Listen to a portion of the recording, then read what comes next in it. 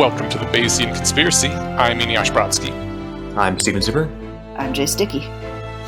And we have another episode for you today. And like all episodes, we start out with the less wrong sequences. Yes? Yay. Sounds fun. And a Apparently brief people disclaimer like that the we're recording sequences. remotely due to COVID scares. So, Oh yeah, do we want to quickly mention that? I well, guess just by like the time any talking over each other, like what just happened, is largely due to the fact of talking, over the internet. So, I guess by the time this comes out, people will have already known because it'll be a couple days after We Want More should have come out. But we suspect that one of the hosts of We Want More, the one who is not with us right now, has the COVID. yeah, symptoms all line up. That said, and his daughter's school was closed last week due to COVID outbreaks, which is, who could have seen this coming? But no, I mean, I think he's recovering fine. He's just not, able to sit and talk for 2 hours without hacking up. So, we're going to take a week off. I am trying to find content to fill that for tomorrow, but because we're recording on Sunday, the day before We Want More comes out. But it doesn't look like we're going to have anything ready in time. So, we'll just have to do a week off, which is no big deal. So, but yeah, then my wife was sick around the same time, which is part of what made this interesting. But her symptoms weren't quite the same and went way faster, but, presents differently to different people, different durations, etc. So her test came back negative too, which is good. And I don't feel any shittier than usual, so I don't think I have it. So we're just, but still taking it easy. All right, Yeah, and hopefully we'll hopefully we'll hear from Brian today or tomorrow whether his test has come back positive or negative. Maybe it's just like a really bad flu. Yeah, it could be. I mean, I'm texting him, every day just to make sure he's doing all right and to chat, and he's doing good. So, as good as when it's just, coughing, sore throat, all that nonsense. Yeah, I mean, It's going to be really disappointing if he dies just before you get to the final exam. It's going to be really disappointing in general. I'm glad you said that because I haven't actually met Brian, so I don't feel like I don't get to make fun of him or whatever. But I've just been listening to my backlog of podcasts, including We Want More, and I love We Want More. I'm really happy that you guys did that because, first of all, like I told you the other day, it's like I'm getting to re-enjoy one of my favorite stories. But also, I super did the what was it, the why but thing, except with Harry. I always was just on Harry's side and was like, Harry's such a great character and would defend him, and everybody was like, he's kind of an asshole, and I was just like, no, he's not. It's just all the other characters are so unreasonable. It's interesting to get an outsider's take on it. I think that's what I found the most valuable. Because not just outsider of outside the rationalist community, but outsider in the context of somebody who doesn't already enjoy the taste of the Kool-Aid. And so, it's not that I agree with him on everything, but I think his perspective is valid, and it's enjoyable to see where, we align and where we don't. But yeah, I mean, if I felt like he's at any risk of, his, if it's COVID or not, his illness turning dire, I would be much more somber and serious about it. As it is, I think he's, he's on the mend. It's just annoying. So, he'll be fine. Yeah. All right, should we jump into the sequences themselves? Let's do it. All right. Yeah. First one is Kahneman's planning anecdote. And this one really would have gone good with last week, but we already had 3 and didn't want to expand it to 4. Yeah, this is another sequence related to planning fallacy, my biggest weakness in life. Planning, my old nemesis. Yes. Sorry, go ahead. Oh, I was just going to say, I think one of my biggest weaknesses is aging. If I could get over that, I'd have a lot of things figured out. I guess I mean of the ones that I can currently work on. There are things you can do it for aging, but not anything super significant yet. My biggest weakness is that my skin is permeable to bullets and knives. Yeah, I was waiting for that. It's still crack up a bit. Anyway, this whole sequence is an excerpt from one of Kahneman's psychology articles called Timid Choices and Bold Forecasts, Cognitive Perspectives on Risk-Taking. And we can link the full paper. I found it, it's like a 16-page PDF available for free online. I found it on JSTOR, and it's just, I think, open access. But the summary of the excerpt So in 1976, Kahneman was on a team trying to develop a curriculum on judgment and decision-making under uncertainty for Israeli high school students.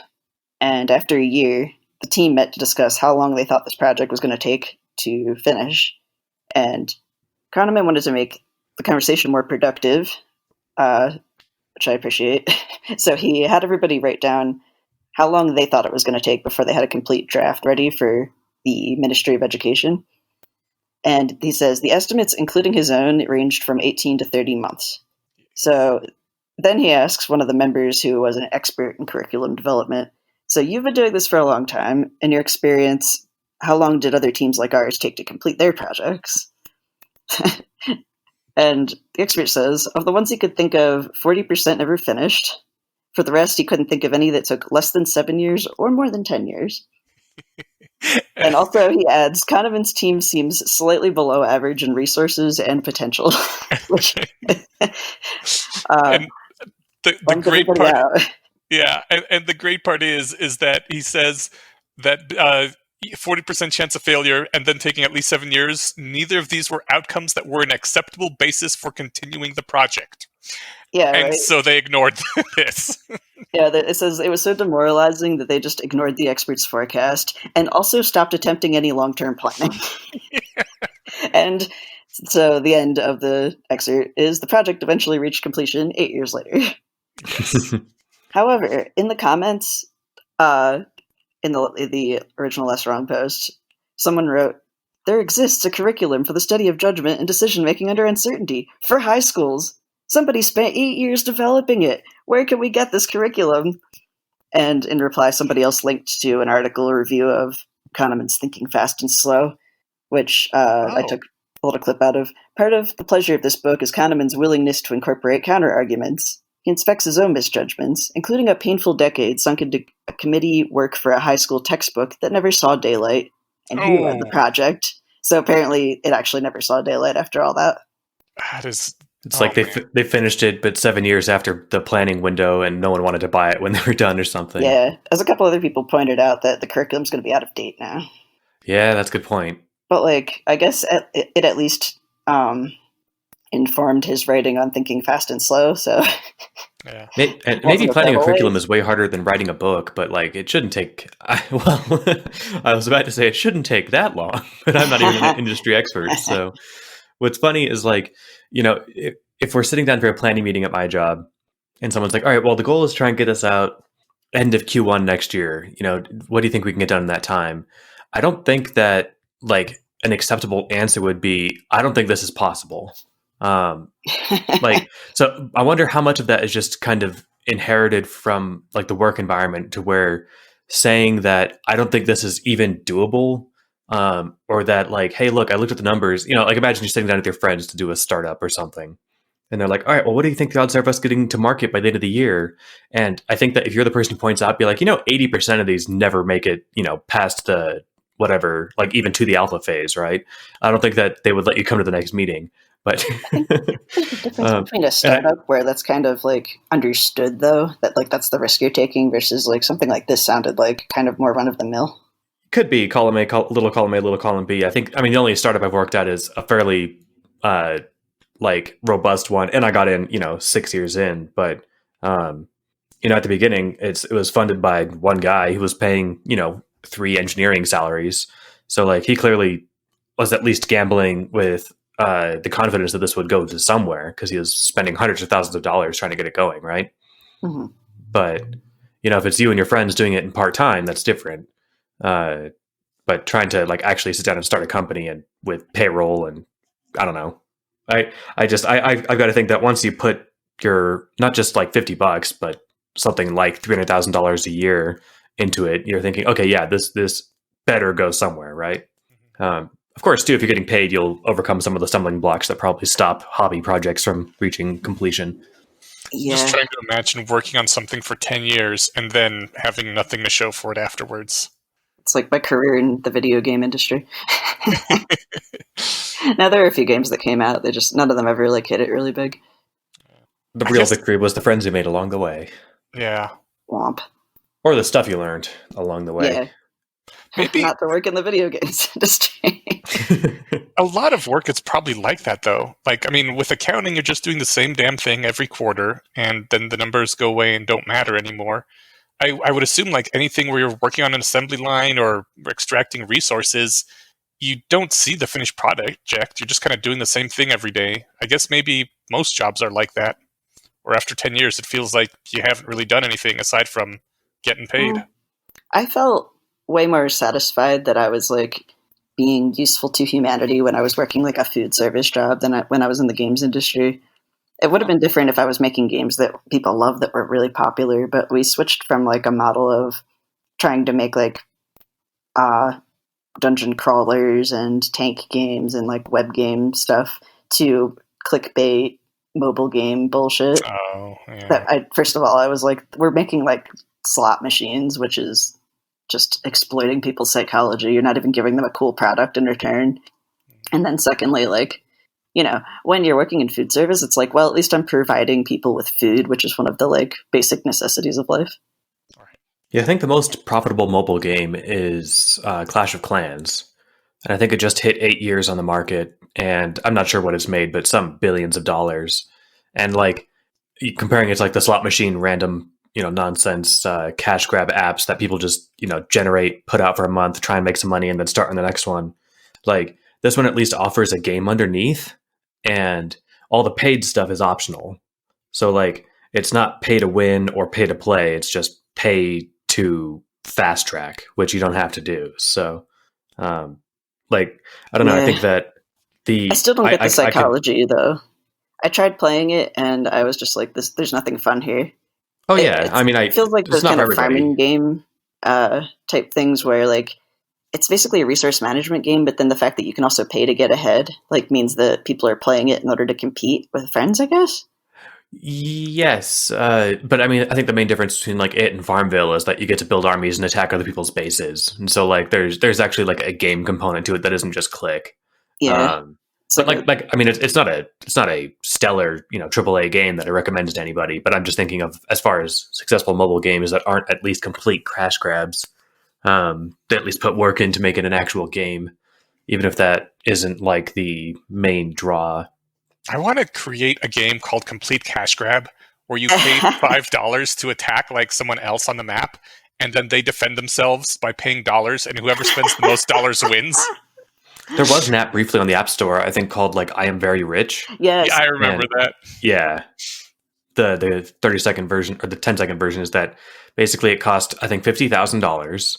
And when you open the app, it displayed a picture of a diamond that said I'm very rich underneath.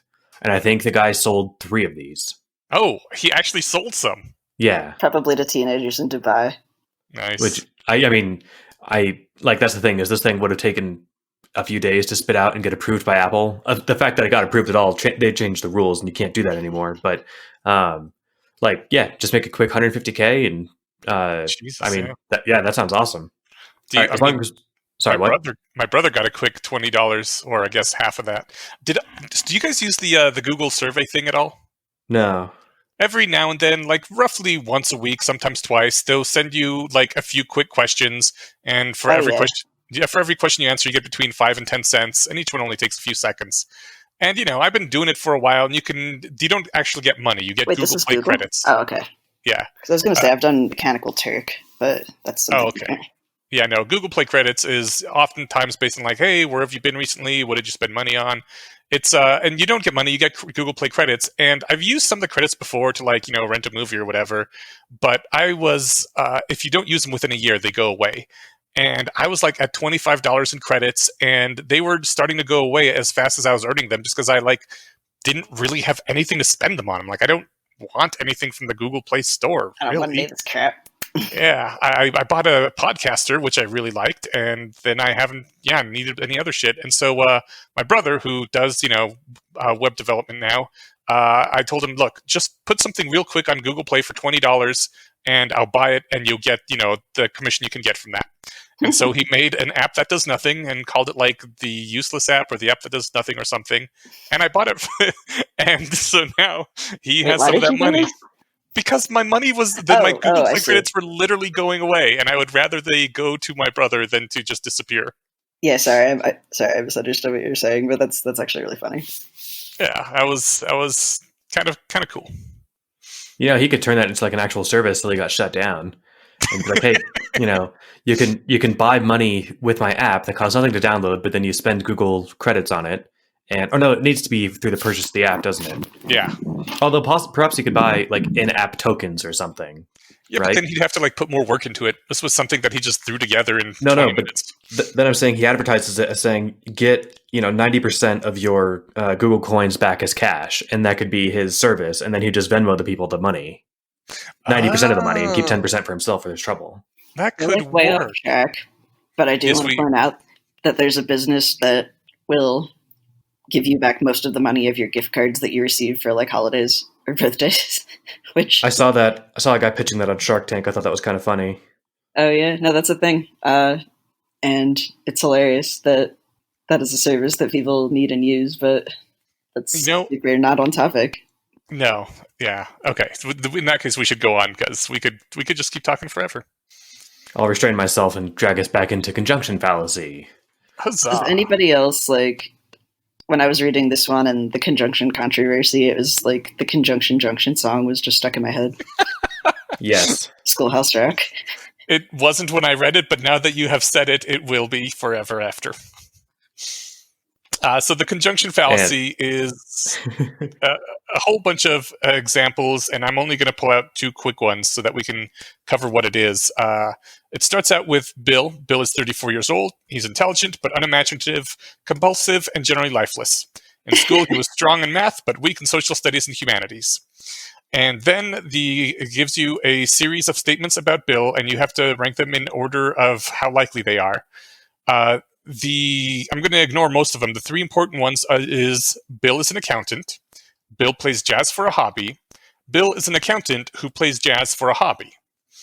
And the interesting thing is that the vast majority of subjects indicated that Bill was more likely to be an accountant than an accountant who played jazz, but he was more likely to be an accountant who played jazz than a jazz player.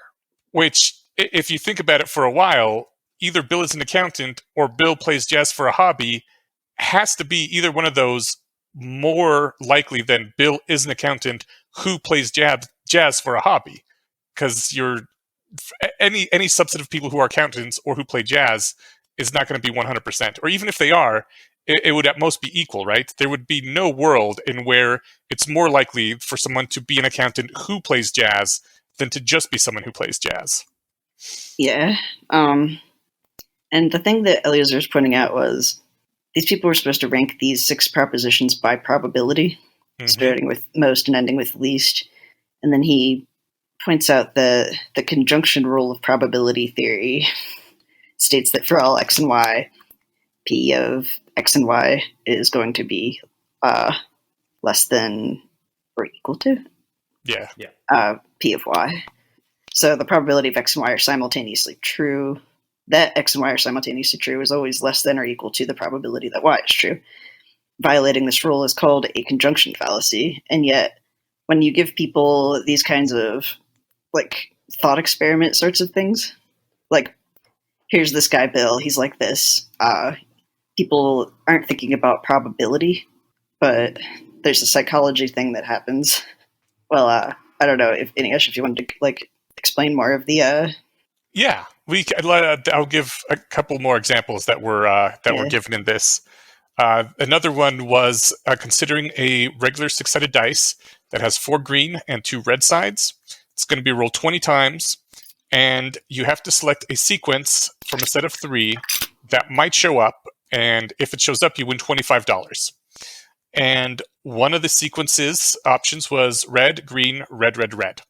And since green is on 4 out of the 6 and red is on 2 out of the 6, that's fairly unlikely. But, out of enough rolls, maybe that would eventually happen.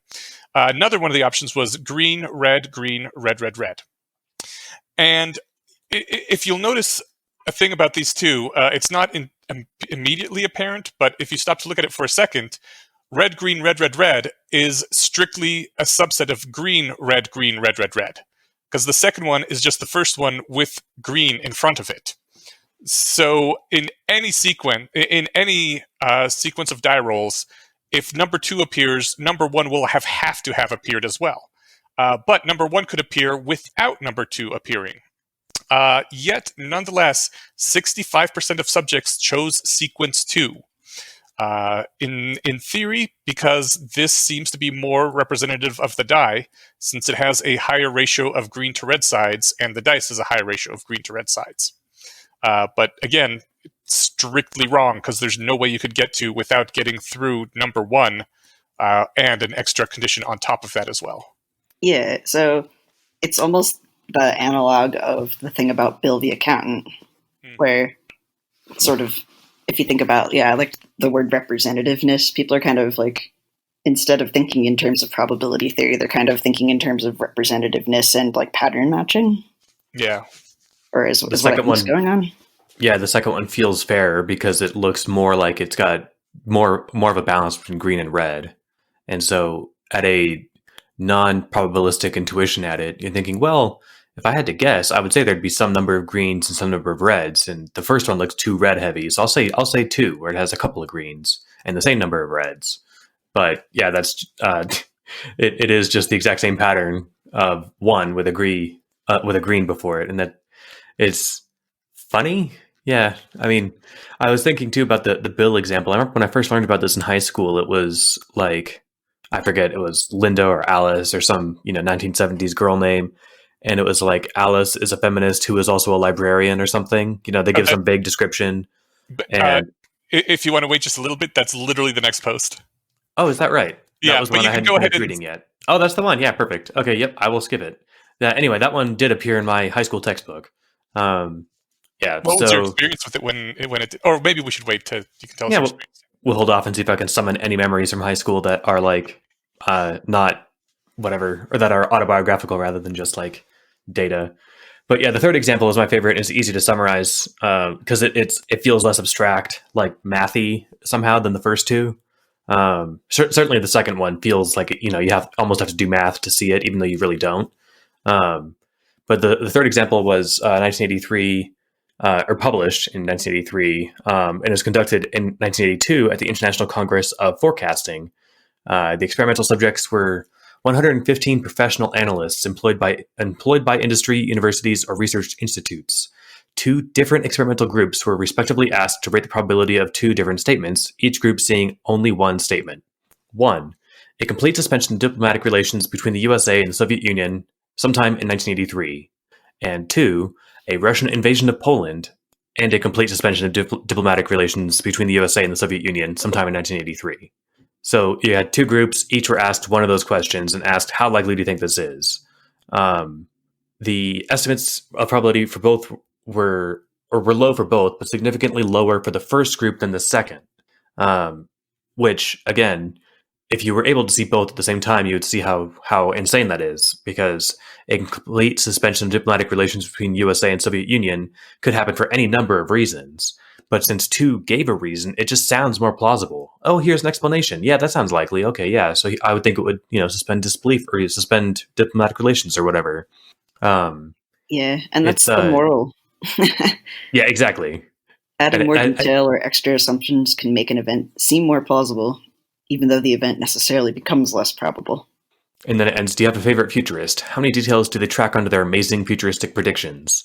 And I feel like I must have talked about this before because it sounds so familiar, but I remember watching something with Michio Kaku on TV like 10 years ago. And he was talking about how like, oh yeah, in 2030, we're going to have like interactive wallpaper that'll be your TV and your tablets and all this stuff will be all over your house. And there were a couple other things that he tacked into it. But what I found surprising, like, and didn't really articulate at the time, but looking back when I remembered it, was like, okay, so not only have you said we're going to have this exact stuff, but it'll do these things, and this is when we'll have it. Why not just say at some point in the future, or maybe we'll have something like this? But it was very finite. I mean, he didn't straight up come out and say it, at 6:30 in the morning on December 21st, 2030, we're going to launch this product. But he almost did, right? Yeah. I was like maybe a little disappointed that they didn't get more into the psychology of why we think this way, because I when you do the first example, it's kind of like, okay, well, you can think that we're giving some details about this guy Bill, and then here's more details.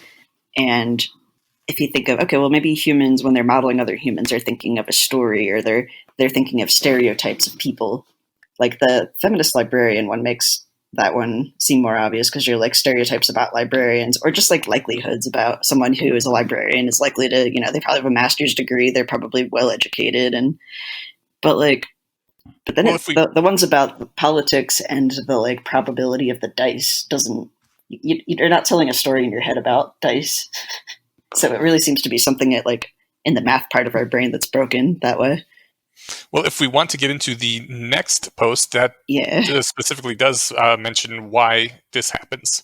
Not mention, but explain why this happens. Or how they nail it down. Yes, this one is called Conjunction Controversy, and then parentheses, or how they nail it down. And boy, this was a long one. I'm going to skip a lot of it, but there was just a lot of discussion about methodology and various ways that they tried to test this thing, and different techniques that they used. Like at one point, even just straight up asking people what they were thinking. But if you're interested in all the details, they are there, and it is, it's kind of interesting to read through it. But we want to get more to the meat of the things, which starts out with Linda, which, Stephen, would you like to take it away since you're familiar with Linda? Sure. Linda is 31-year-old, single, outspoken, and very bright. She majored in philosophy. As a student, she is deeply concerned with the issues of discrimination and social justice, and also participated in anti-nuclear demonstrations. Also, this was in 1982. Or no, it appears in 1982 book. When was this conducted? It doesn't say. I'm going to guess in the 80s. Anyway. Please rank the following statements by the probability, using 1 for the most probable and 8 for the least probable. And I'm going to go through them quickly just to make the point. So remember, we've got an outspoken, very bright philosophy major who is concerned with discrimination and social justice and participated in anti-nuclear demonstrations. So 1, Linda is a teacher in elementary school. Linda works in a bookstore and takes yoga classes. Linda is active in the feminist movement. Linda is a psychiatric social worker. Linda is a member of the League of Women Voters. Linda is a bank teller. Linda is an insurance salesperson. Linda is a bank teller and is active in the feminist movement. And so the funny thing is that I can't remember which one is, without reading it again, which is the highest voted, but the last one was voted higher than Linda is active in the feminist movement. The last one was Linda is a bank teller and active in the feminist movement. And I think this one is easier to illustrate the point of at least part of what's happening, because you've got this model of Linda now. She, philosophy major, outspoken, concerned with social justice, participated in anti-nuclear demonstrations. And to hear that she's a bank teller, you're like, well, that doesn't sound like the Linda I know that I learned about 10 seconds ago. Yeah. But then if you say, oh, and she's also in the feminist movement, you're like, oh, okay, that sounds likely. Maybe it wasn't more likely than... Let me see here. I should quickly read it. If you look at the actual ratings, the most likely was that she's an active feminist.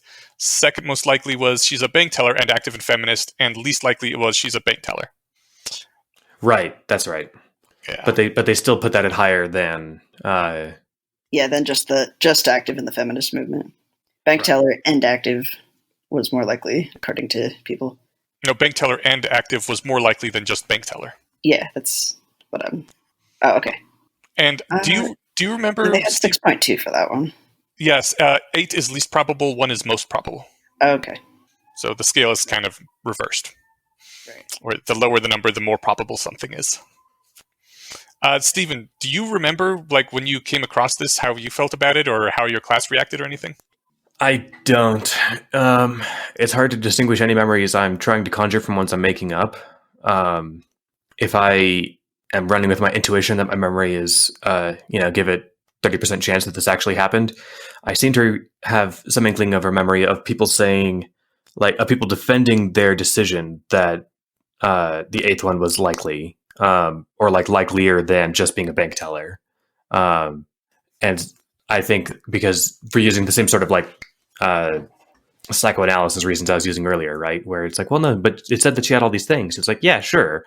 But the odds of that person turning out to be possibly just a bank teller are non-zero. And so any world where she's a bank teller and in the feminist movement would mean that she's also a bank teller. And so like there's, I think the easiest way, and I don't know if he does this in this long post because I didn't read this one. Nope, a line graph, no Venn diagrams. I think Yeah. that either Venn diagrams or just circles with epicycles inside are the easiest way to illustrate this, right?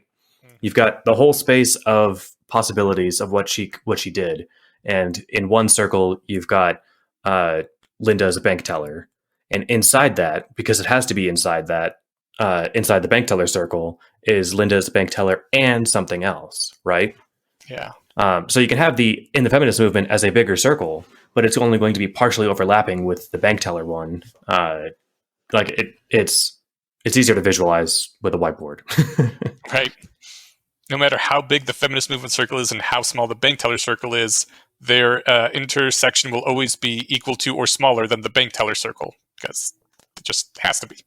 Exactly. And that's actually a good way to think about it. Yeah, the circle where they intersect can't be bigger than one of the circles. Yeah.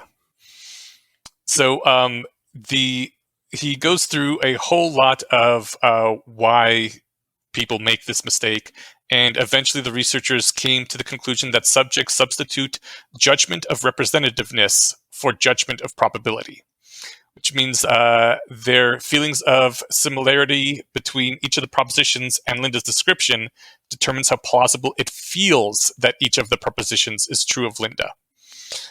Since Linda more closely resembles a feminist than a feminist bank teller, that one is more likely, but she more closely resembles a feminist bank teller than just a bank teller, which is why that one feels more likely. And Eliezer asks, maybe that's our theory, but how could we possibly know that that is the case? And he said the answer was you take a different group of subjects and just ask them how much each of the propositions resembles Linda, and then compare their ratings of how much each proposition resembles Linda to how likely each person in the earlier group said each statement was likely to be. And he shows that this was done, and the correlation between the two groups on representativeness and probability was nearly perfect. 0.99, almost a straight line. So it was because people were thinking exactly that she looks more like a feminist than a feminist bank teller, but more like a feminist bank teller than a bank teller, even though if you were thinking with math, you would see how wrong that actually is.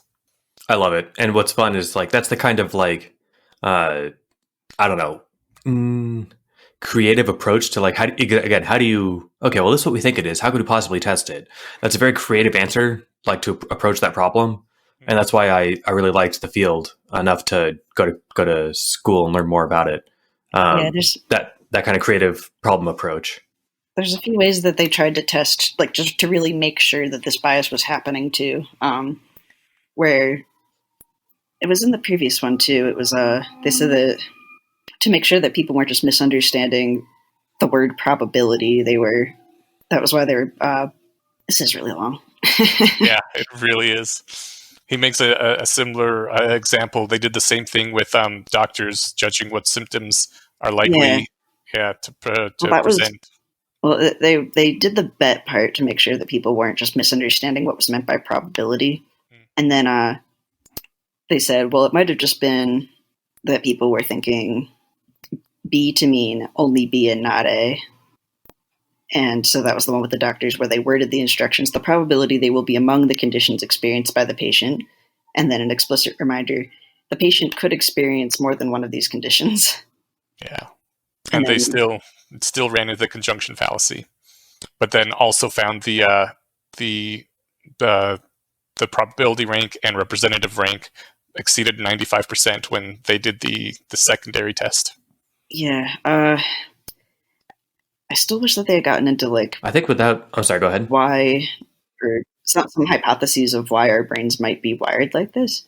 Maybe it is just that we think of everything as like people and having a story, the way like sort of animism works, where even if you're thinking about a die or dice, awkward plurals in English, you're still kind of thinking about, well, the red guy and the green guy. I don't know. It hasn't been 6 in a while. It's bound to be 6 one of these times. Like just a supernatural way to think. A supernatural but wrong way to think about die, right? You could see why you might think that about some things in nature, though. Yeah, no, I mean, for sure. I think that I don't know. Like, It doesn't get into here much, but without treading into the waters of evolutionary psychology, I think that that's about as far as we can get. I think it's uh, understandable how our brains didn't evolve to do math, and so it evolved to say, well, how reasonable does that sound? And reasonableness doesn't necessarily relate to mathematics in our apish brains, right? yeah, I mean, we did kind of evolve to be like human pattern matchers, since I think we were primarily like our own worst enemy. Yeah. I mean, we're social manipulators, and as well, or that still makes it seem bad. I'm trying not to put a value judgment in there. Like we evolved mostly to understand and work well with one another because we're social species. There. But There's then, a lot like, of PvP in our human experience. and that, yeah.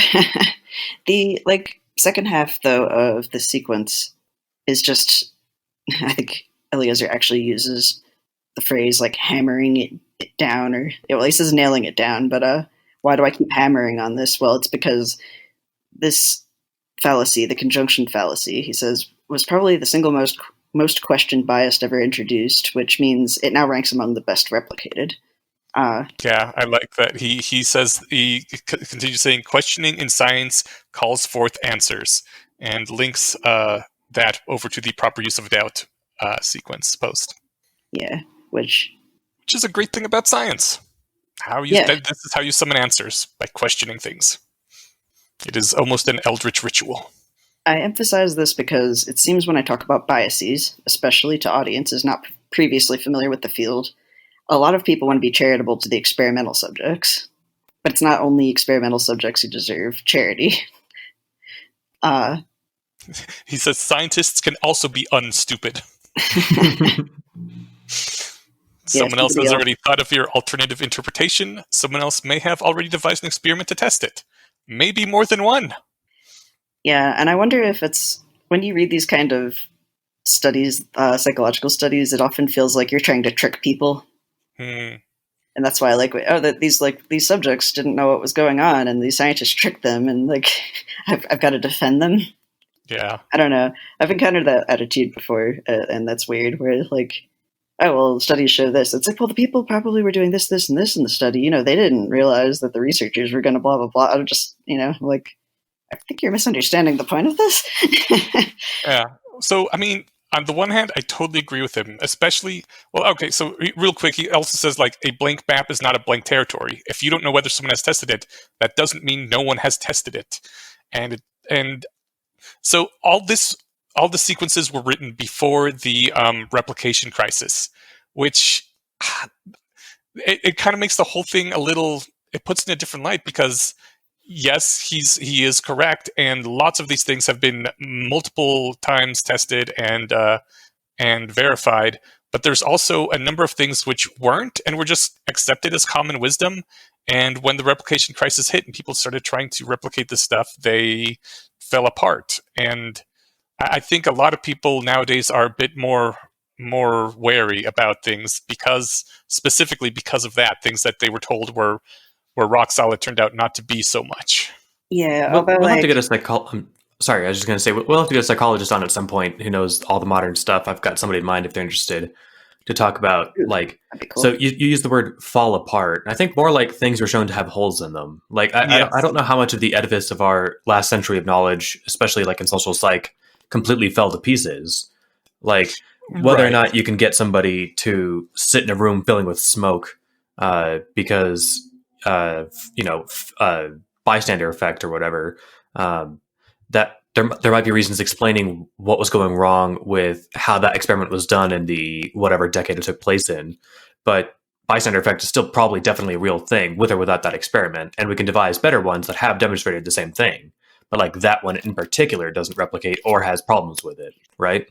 Yeah. Well, like the conjunction fallacy, and specifically, he says it's one of the most questioned biases ever, and which is why it has so much replications and so much proof behind it. But there were lots of other things that, like, it turned out were just researchers literally manipulating people, like in the case of the, the Stanford prison experiment? Right. And yeah, there were some that were just like really bad methodology from the very beginning, where someone was just trying to make a point and didn't care what kind of trickery they had to do to make it. Yeah, it's I think it's worth noting that from what I remember of like this period of the rationality community, a lot of people were talking about this, and I think in the scientific community too, although I wasn't part of that at the time. But like people, you see Eliezer being like, science is great because we can replicate this stuff, and like we can know things about the world because like there are facts about the way the universe is that we can test and we can retest. And what like actually caused the replication crisis was more of the publisher perish sort of model that we pursue science through, where there's no prestige really to be had for replicating studies. Like grant money is going to people discovering new things, and negative results never get published. Yeah. Because they aren't sexy. But it's still human biases that are causing us to get the wrong results, which is why I'm not sure what point I'm trying to make here. I guess I got this, I like the way he expressed the frustration at the end here. He says, it does become a little frustrating sometimes to know about this overwhelming mountain of evidence that from thousands of experiments, but other people have no clue that it exists. After all, if there are other experiments supporting the result, why haven't they heard of them? It's a small tribe. Surely they would have heard. By the same token, I have to make a conscious effort to remember that other people don't know about the evidence, and they aren't deliberately ignoring it in order to annoy me. Which is why it gets a little frustrating sometimes. We just aren't built for worlds of 6 billion people. It's a very big tribe. But at the very end, he does say, I'm not saying, of course, that people should stop asking questions. If you stop asking questions, you'll never find out about the mountains of experimental evidence. Faith is not understanding, only belief in a password. So, yeah, don't stop asking. Keep looking. Try to replicate and disconfirm and shit. Yeah, but in good faith. Yes. Not because you don't like where the evidence is going or something. Yeah. The whole ending, the whole second half of this sequence post kind of reminded me also of Scott Alexander's post. Yes, we've noticed the skulls, where he talks about the researchers saying, yes, we are aware of these things that people keep pointing out to us. Yeah. But yeah, that was that. Anyone have anything else to say about this? No, it's fun. I always enjoy this stuff, and there's plenty to read about, like with the history of this field of research. And I mean, I guess you can. I was going to try like recommend a book, but I can't remember quite the title of one of my favorites that I read. That wasn't recommended to me from anything in the rationalist sphere. It was just like I came across it in a library, and it was like great experiments of the 20th century or something. And this woman tried to go through and like in her own investigation, try to replicate as many as possible. And none of them, I can't remember anything related to conjunction fallacy in there, but it was just fun. Like I find the 1900s to be like one of the most fruitful, probably the most, I don't know, whatever, fruitful decade or centuries of social psychological research, right? I think it was in the early 1900s when like they first tried to test like how many words can a small child remember or something, like just basic shit about people. And we went all the way from that to, all right, well, now we've got some basic idea of how people work. Oh, how do they not work? And that stuff started to come up at like 1950s and later. And it was really cool. And so there are a few book links at the end of this, but they're all Kahneman and Tversky. But no doubt they link to other books in their own citations and essays. So there's lots to look into here. Lots to look into here if you find this stuff interesting. Yeah. There's kind of an interesting conversation in the comments as well about the disparity between psychologists suggesting that people should trust their instincts, but then also like being aware of biases. Yeah, it's a tough balancing act for sure. But I don't have anything else to add, so we can roll on if you want. Sure. Our posts, sequence posts for next time will be burdensome details and what is evidence. And also, should I mention the thing that I've been talked into doing at this point? Oh, yes. Yeah. Actually, I was going to bring it up earlier because when we were saying this one's really long, so I'll just skip to it. I was going to say, but... Okay. All right, so on the TBC Discord, a couple people, one in particular keeps asking me about this. Shout out to you, Wyweaker. This is all for you. Um, people keep asking me to like read the sequences, and I'm like, but there's already two podcasts that we link in every single episode that read the sequences for free. And there was just like some desire to actually have me read them, I guess because people have gotten used to my voice and or like me or something. And I was like, well, someone asked specifically again, Wyweaker asked, look, can I pay you to do this so that like it wouldn't be just such a terrible imposition to you? And I was like, sure, I guess I would read a post for $20. And he's like, all right, I'm on it. Just put up something so that I can get this money to you. I was like, oh God, okay. So anyways, I have now created a commission a sequence read page on the Bayesian Conspiracy website. There is a list of every single less wrong sequence and a way to PayPal me $20 if you want to do that thing. And I will read one of them and put it up. And I can probably do between 1 and 3 a week, depending on like how busy I am with other stuff in my life. So please don't like swamp me or anything. And again, there is other podcasts already doing this, so you don't need to pay me. But if you would like to, I will be happy to do that thing for you guys for $20 or even $10 for like the really short ones. So yeah, there'll be a link included in this episode. And I guess thanks in advance to anyone who does that. You've also already done a handful on the Methods of Rationality podcast feed. Yes, those are also already included in the initial page. And the sponsor on those is just marked as hpmor.com. And yeah, if you do pay money for this thing, your name or whatever you want me to put in the sponsored by space will be included on the website forever, or until the website goes down. I was going to make a joke, but I don't think anyone would want me to do them, but I could just threaten to do them. And say, if you don't have Eneasz do it, I will do it. And then the world will be much worse off. So nice. Holding them for ransom. So my question is, Eneasz, will you read other things for money? Sure, I suppose so. All right, we've got him. I don't have anything in particular in mind. I just love this idea. But you can bet we'll find something terrible for you to read. Now you have to. Oh yeah, I have Argon. Oh God. I mean, it starts to with stuff that's copyrighted. There is the question of actually getting the permission of the current rights holder. So there's that.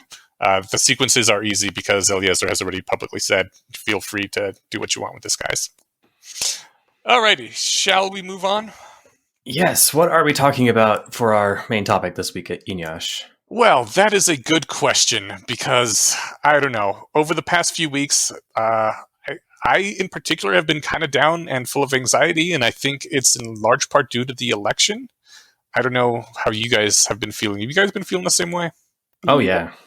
You know, it's been a bummer, too, because I've been watching, like, everything has been talking about it, but the last month of SNL, nonstop openers about the debates or whatever, and watched last night's episode, and it's just wall-to-wall election stress, and, it's weird, like, I don't know, the malaise you're talking about, man, like, looking back, like, this all feels like, oh yeah, remember how this was like it just seems like yesterday where we were talking about, oh my God, can you believe the outcome of the election?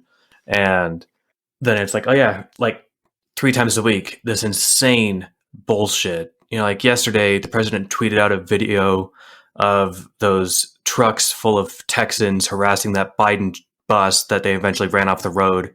And whoa, didn't hear about that. Well, he tweeted out he didn't tweet out the video of them running him off the road, but they and harassing the vehicle. Well, it was the harassment video that he posted. Anyway, he posted in all caps, "I love Texas," and like it's just this is the president, and it stresses me out. And it, part of me thinks it shouldn't, but part of me gets tired and gets stressed out anyway. And so like the reason to hear about it is because 3 things like this happen every fucking week. And now we look back and realize it's been happening. This has been going on for years. And it's just like the whole world has been this exhausting and stressful nonstop. I don't know, man. We kind of try to avoid politics on this podcast sometimes. Usually, I don't know. I guess not. We don't focus on it specifically. I guess we don't actually try to avoid it. It's kind of weird though, because by the time this comes out, like the election results will already be known. Hopefully, Not really. I mean, that's the thing. Like- Is like so because of the increase in mail-in ballots. Like, I don't think we're going to have a winner on Tuesday night. We're going to have a prospective winner, and like, I mean, the other thing to keep in mind here too is that like Trump could lose the election but still fight to retain his seat in office, right? the thing And- is, if we don't have a winner by Tuesday night, it'll be because it wasn't so fucking overwhelming and obvious that he lost that we have to keep counting votes. And to me, that in itself is a bit of a defeat because, like, we really need him to lose that hard. Just send a message to the Republican Party, don't do this Don't shit do this again. shit. Yeah. Don't. Well, I guess I mean, and and- we'll all see this. This is all perspective. I tell you what, we can make a wager. Who wants to bet that there'll be a declared winner on Wednesday by the time this episode comes out? I'll No, bet- I don't want to bet on that. I'm just saying that I would consider that already a lesser win, a bit of a defeat already. I mean, Biden could be ahead by 15 million votes on Tuesday night, but I don't think that a concession is going to happen on Trump's side, right? He would push it off for weeks and months while it was fought in court and then debate, challenging the results and making it this whole fuck all mess where then once it comes out, once all the, votes are counted and they don't try and do an Al Gore thing, or they can't because he's lost by too much, then he'll just,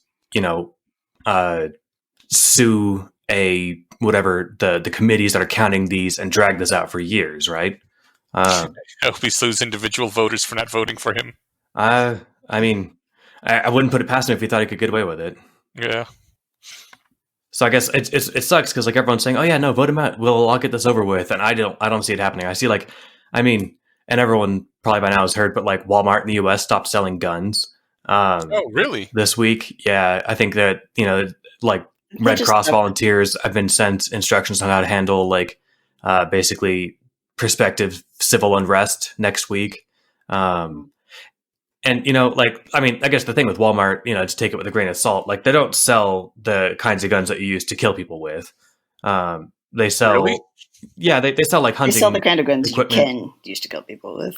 Yeah, Right, if you can hunt a deer, you can hunt a person. yes, but I guess they don't hunt the one. They don't sell the ones that you use for mass shootings. They sell like 22s and like 22 calibers, which are not the ones that you use to shoot a mob of people, and like the small grain shotgun pellets that you use to shoot birds with and stuff. They're not selling the kinds that you can use easily to take to a nightclub and shoot 50 people. Or at least kill 50 people. You can shoot people with 22, but they're small bullets. Again, it's totally doable to kill people with them, but it's not the weapon of choice for people who want to kill people with guns. Right. Yeah, I guess it's not really a armed conflict sort of weapon. That said, though, I mean, just keep in mind what this still means is that somebody has decided, oh yeah, things have gotten insane enough to where we don't want to risk putting these out on the shelves at our stores right now. It's just a weird time to be alive, man. Walmart would be one of the worst places to be. Just be Walmart employees trying to protect themselves. Yeah, and It so goes down, it's going to be here. right, Shit always goes down at Walmart. that's where they store the toilet paper in the Walmarts. So yeah, due to I guess, I said due to the general anxiety and malaise and stuff, we like had a hard time getting our shit together. So instead of like having a single unified topic, I just came up with a bunch of stuff that grabbed my attention in the last week and thought maybe I would throw it out there for us to bat around for a while if you guys are down for that. That sounds fun. I've got some stuff that I grabbed. Sure. I've got one quick thing just to shout out that we have been requested by one of our awesome patrons, Lucas, to I hope I'm saying that right, to do an episode on immortality research. I feel like this deserves more than like my uninformed speculation, so we're going to put that off until next episode, where we have a couple weeks to do some homework and actually form informed opinions. So that's what I'm bringing to the table this week. Yeah, so look forward to that if you, are also feeling malaised and want to hear about something other than Trump and COVID. I want to say too, if you are feeling malaise and want something fun to do, we are doing we've got a role on the Bayesian conspiracy server for what do you call it? Among Us, and so if you're looking for people to play with, and it's a lot more fun to play with people online, like that over voice. You can jump on the Bayesian conspiracy server. Go to the Actually, I don't know if the welcome page has a bot for adding the imposter role or not, but just at me and I'll either make the role bot or add you manually. And that way when someone jumps on to the LAN parties channel and pings imposters, you'll get a ping and you can play with people, and it's a lot of fun. So yeah, that's my that's what I've been using to treat malaise, is playing video games. As long as I'm rambling about that. Ghost of Tsushima is a game that I played a few months ago when it came out, and the single player was amazing. And they launched like 2 weeks ago an online mode that is so broad and well done and versatile that I can't believe they didn't charge another $60 for it. It's amazing, and they totally could have. It's just anyway, it was free update if you have Ghost of Tsushima, and if you don't, you can still buy it for $60. But the online version of that is awesome. I've been enjoying the hell out of it. Tell me about this game.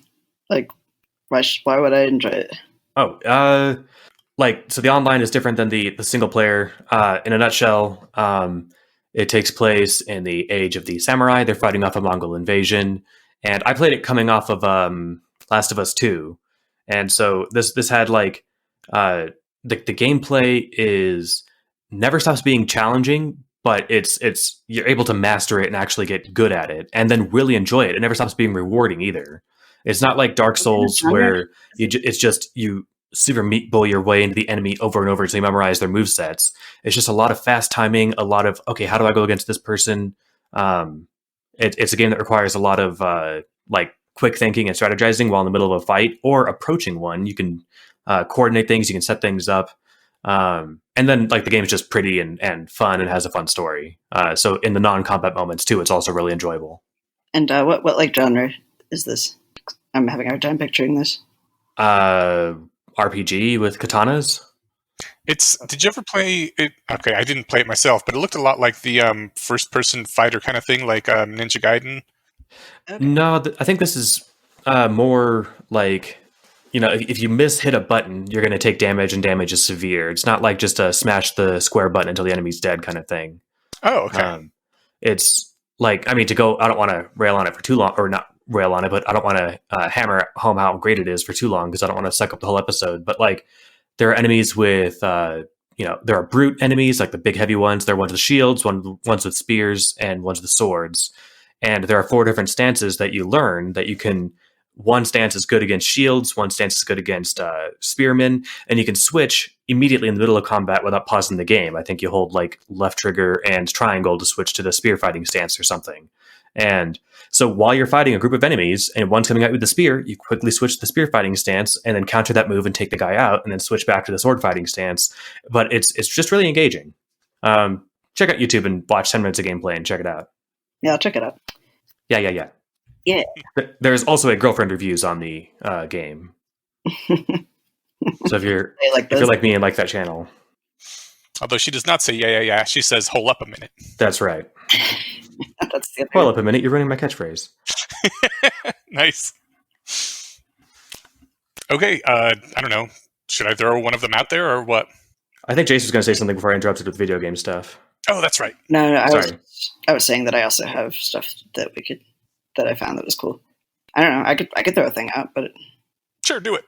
there's a last post that I really enjoyed. It's Katya Grace, The Bads of Ads. Did either of you see this one? Maybe. It doesn't sound familiar on the title name of it. It's just about it's first of all the best breakdown of why advertising is terrible.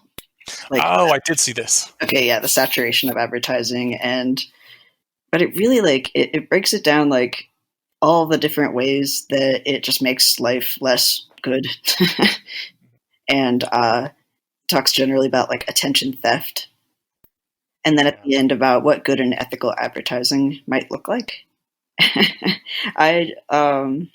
first of all, this is like near and dear to my heart because I hate ads and rant about them all the time, especially the way that they're just shoved in your face so much. Yeah, the ones specifically that are designed to grab your attention when you don't want to divert your attention are the ones I really hate.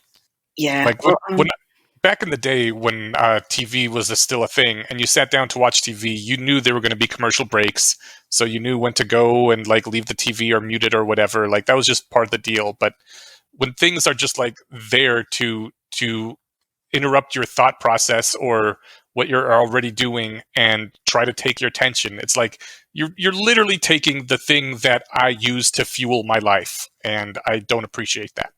Yeah, Auto playing videos with sound on websites. Oh, murder is what those people deserve to happen to them. I guess that's an exaggeration. No, but it's an understandable exaggeration because I don't quite know what possesses them to think this is a good idea. Like, I disable it or I leave the site and I never come back. Like, this is not something that the users enjoy. I don't know. Speaking of annoying things, that's on the list. Yeah, I like this line. Stepping back, sometimes I fantasize about a future where stealing someone's attention for the 14th time to suggest for the 14th time they watch your awful-looking play is rightly looked upon as akin to picking their pocket. Yeah. But the thing that actually I wanted to say about this was something somebody pointed out in the comments, because it was about podcasts. It was user Mad saying, I put my money where my mouth is. I support ad-free podcasts with unlockable ad-free versions on Patreon. This podcast brought to you by NordVPN. Sorry. Yeah. No, exactly. That's what they start talking about, because they're saying that, first of all, it bothers them that we've been conditioned to accept ads as the price of the internet and not have their precious time taken up with podcast hosts, aka people I trust, telling me about how much they love whichever Mealbox kid is paying them this year. Mm-hmm. And then they talk about a time they emailed a podcaster they listened to when her podcast ran an ad for a product that they knew she wouldn't support if she knew some easily Googleable backstory. And she emailed them back, pulled the ad, and said, "Oh, I didn't use the product. I didn't know that it was bad." And then Mad goes on to say, "Well, obviously, a lot of these endorsements are fake, but I find podcasts especially insidious as the podcaster-listener relationship is surprisingly intimate." And like I rarely hear like tepid endorsements of anything on podcasts. Most of them that I listen to don't have ads, so I get by with very few. Like the Joe Rogan Experience opens with like 6 or 8 minutes of ads, but he is nice enough to pre-record them and put them at the very beginning. So you just hit the skip forward button 20 times and then you get to start the actual episode. It's the ones where like partway through, like Very Bad Wizards does this, but they do it like in a self-aware way, but is still kind of annoying. Where they'll be talking and be like, "Oh yeah, man, I've been so tired lately. That's why I got this cool mattress." And then that's their plug for whatever, right? So it's kind of funny how that all pans out. But yeah, the fact that some people manage to do it well, still I still find it weird that it's sort of just, it's unfortunate that this is a money making strategy that works for people who are making some or all of their income podcasting, where clearly they're providing a valuable experience for people. But what the hell does Blue Apron or I shouldn't even say brand names have to do with, I don't know, some or tabletop RPG podcast? It's just, I don't know. I think you actually had it on your blog years ago, probably at this point. But I remember there was an article you wrote about being pro targeted ads, where you're I'd rather have ads that actually might be something that I might want to buy that pertain to me personally. There's been a couple ads I ran into that were really handy. They were telling me that someone that I really loved was coming through town. I was like, "Oh hell yeah, I'm going to go see him. Thanks, ad." But I've had that experience too. I mean, but there's privacy issues, which are a whole other subject. But that was something else that Katya was talking about in the original post, where it's could I? Let me just read the last sentence, the last couple sentences of this. What would good and ethical advertising look like? Maybe I decide I want to be advertised to now and go to my preferred advertising venue. I see a series of beautiful messages about things that are actively helpful for me to know. I can downvote ads if I don't like the picture of the world that they're feeding into my brain, or the apparent uncooperativeness of their message. I leave advertising time feeling inspired and happy. Aw, that would Where, be like, awesome. Yeah, but it is just sort of like, it's not like people don't want to buy things. I don't know. It seems like it's just the coordination problems with marketing are so bad. There's got to be a better way to do this stuff. Well, there's that great documentary put out by Tristan Harris, who was on Sam Harris's podcast a couple of times. He was like the director of like ethics at Google or something. I forget the exact title that he had there. But the Netflix documentary is called The Social Dilemma, where it talks about the like digital avatars that are built by every activity you do online, that not just curtails ads to you, but curtails like certain permissions and offers and stuff to you in particular. It's rather insidious and more like, because I'd recommend just listening to the episode he did on Sam Harris's podcast a month or two ago. It was a lot of fun, and Harris played the part of like the devil's advocate, and he's like, well, what's so wrong with, I like seeing an ad for, I didn't know this author put out a new book I like, it's nice to get that information. And he's like, sure, but it comes at a big cost. And so I found that whole conversation really valuable. And I didn't actually watch the documentary because I'm already sold on it, but I will one of these days when I feel like being bummed out. So probably in a little while, if things stop being less shitty and I have less to be bummed about already, then I'll sit and deliberately bum myself out watching this. Oh man, deliberately bumming yourself out is not tight. I think at least one person I trust said that they thought it was like pretty bad and pointless, The Social Dilemma. Wes, maybe? I don't know. I haven't seen it myself, Wes would say. We love you, bud. Yeah, it does sound like a Wes thing. I was thinking that too. Chrissy hated it. Okay. But maybe he has good reasons. I bet there'll be some discussion that maybe I can follow. Oh, yeah. Well, in that case, talking about bumming yourself being not tight, the next thing the first thing I was going to throw out was that I've kind of, I was listening to The Skeptic's Guide to the Universe recently, speaking about, podcasts that we listen to and that sometimes pimp stuff for money because they need to pay bills. But in a very recent episode, Steve Novella, who's the primary host, was going off about pessimism and how pessimism sucks. And like what he said really struck a chord with me, because I have been for, several months now on The Mind Killer, which is a different podcast where we specifically do talk about politics. And it's fun. I enjoy hanging out with those people, and I feel more informed. Yeah, and getting my mind killed, right? But always after I do this, I feel like, how is the government existing as it does?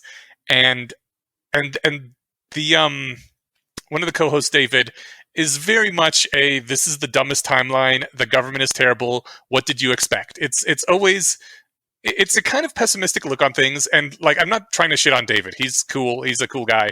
And we have a lot of fun. But like more and more, I've been feeling like, why do we even bother having our government?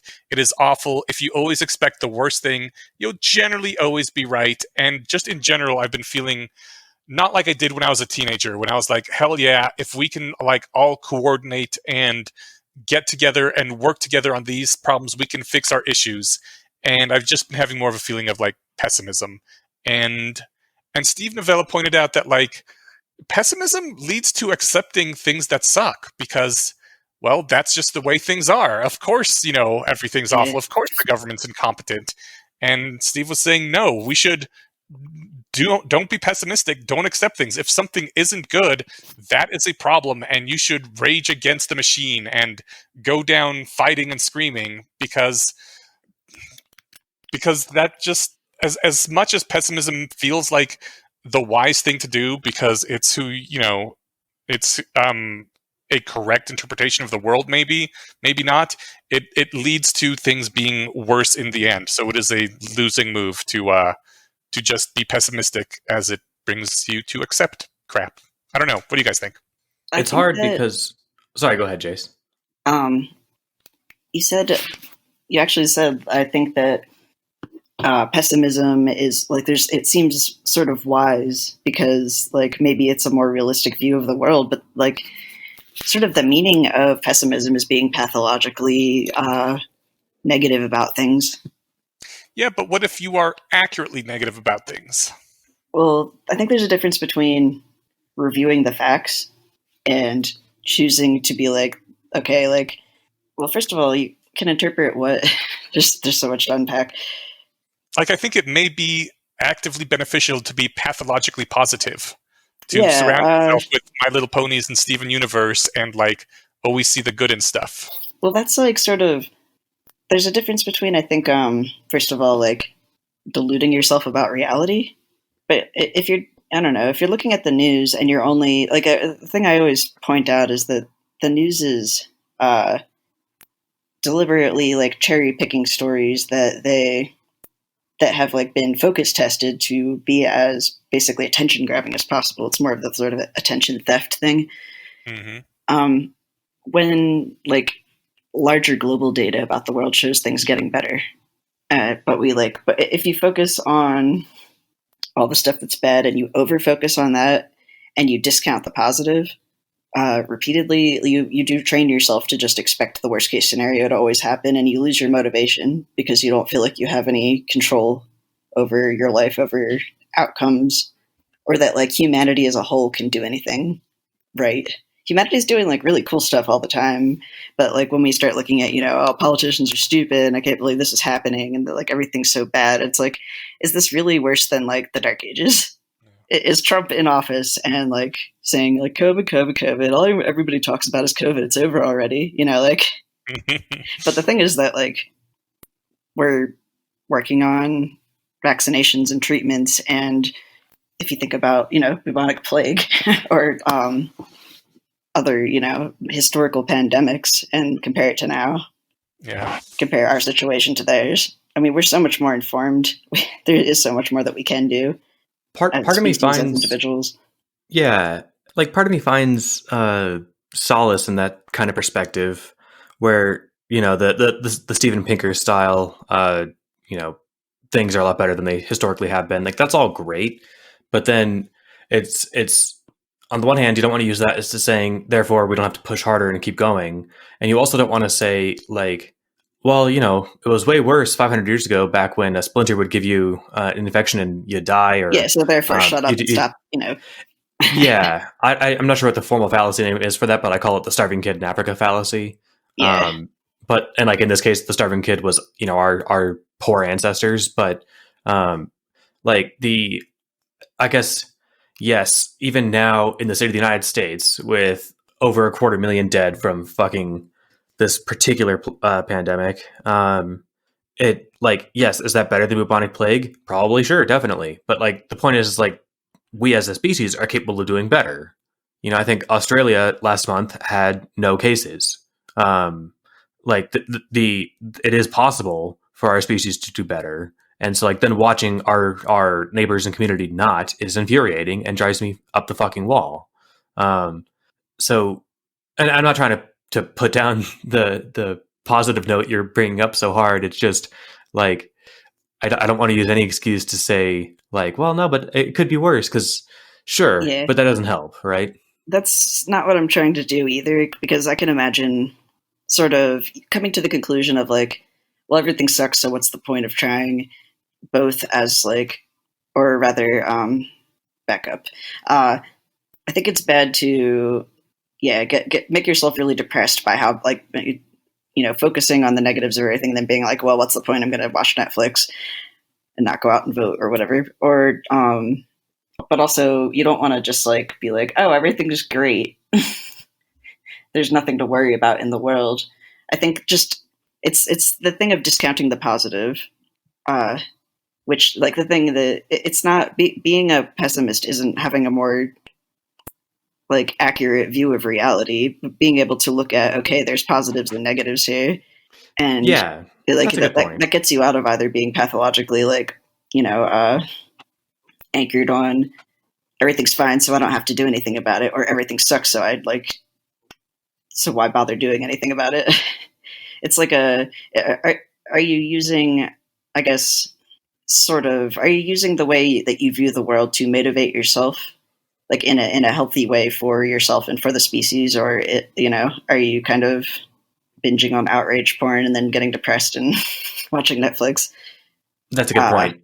I think that toes the line a lot more than I was giving it credit for. I think I just had a knee-jerk reaction to it. Thanks for the clarification. Yeah, sorry. I'm trying to articulate something that I'm having a really hard time articulating, but it's more like the point of, I think, rationality is actually let's look at both sides of this thing. Let's not discount the positives, but also let's be aware that the negatives exist, and then just make the best decision based on the data and not based on what my emotions are doing right now. And that's so many things. It's not to say you shouldn't take care of your emotions either. I mean, that's, I think, super important as well. And I hear what you're saying. I think my inner David Spearman is saying, thank you. No, you're good. I think it's my inner David Spearman is saying, my emotions aren't playing a role. I'm just making accurate predictions. I assume everything will be dog shit, and lo and behold, I'm right 99% of the time. Does that sound like I'm channeling him pretty well? I would say that is not inaccurate. But I think that, on the one hand, you can, as with all things, this goes back to methods of rationality. You can take the Quirrell perspective and say, yep, so everything's fucked and fuck everybody. Or you can take the Harry perspective and say, so yeah, we've got to stay here and fight and make this better. I don't know. I've personally been finding myself espousing the pessimism thing a lot more than I used to and would like to.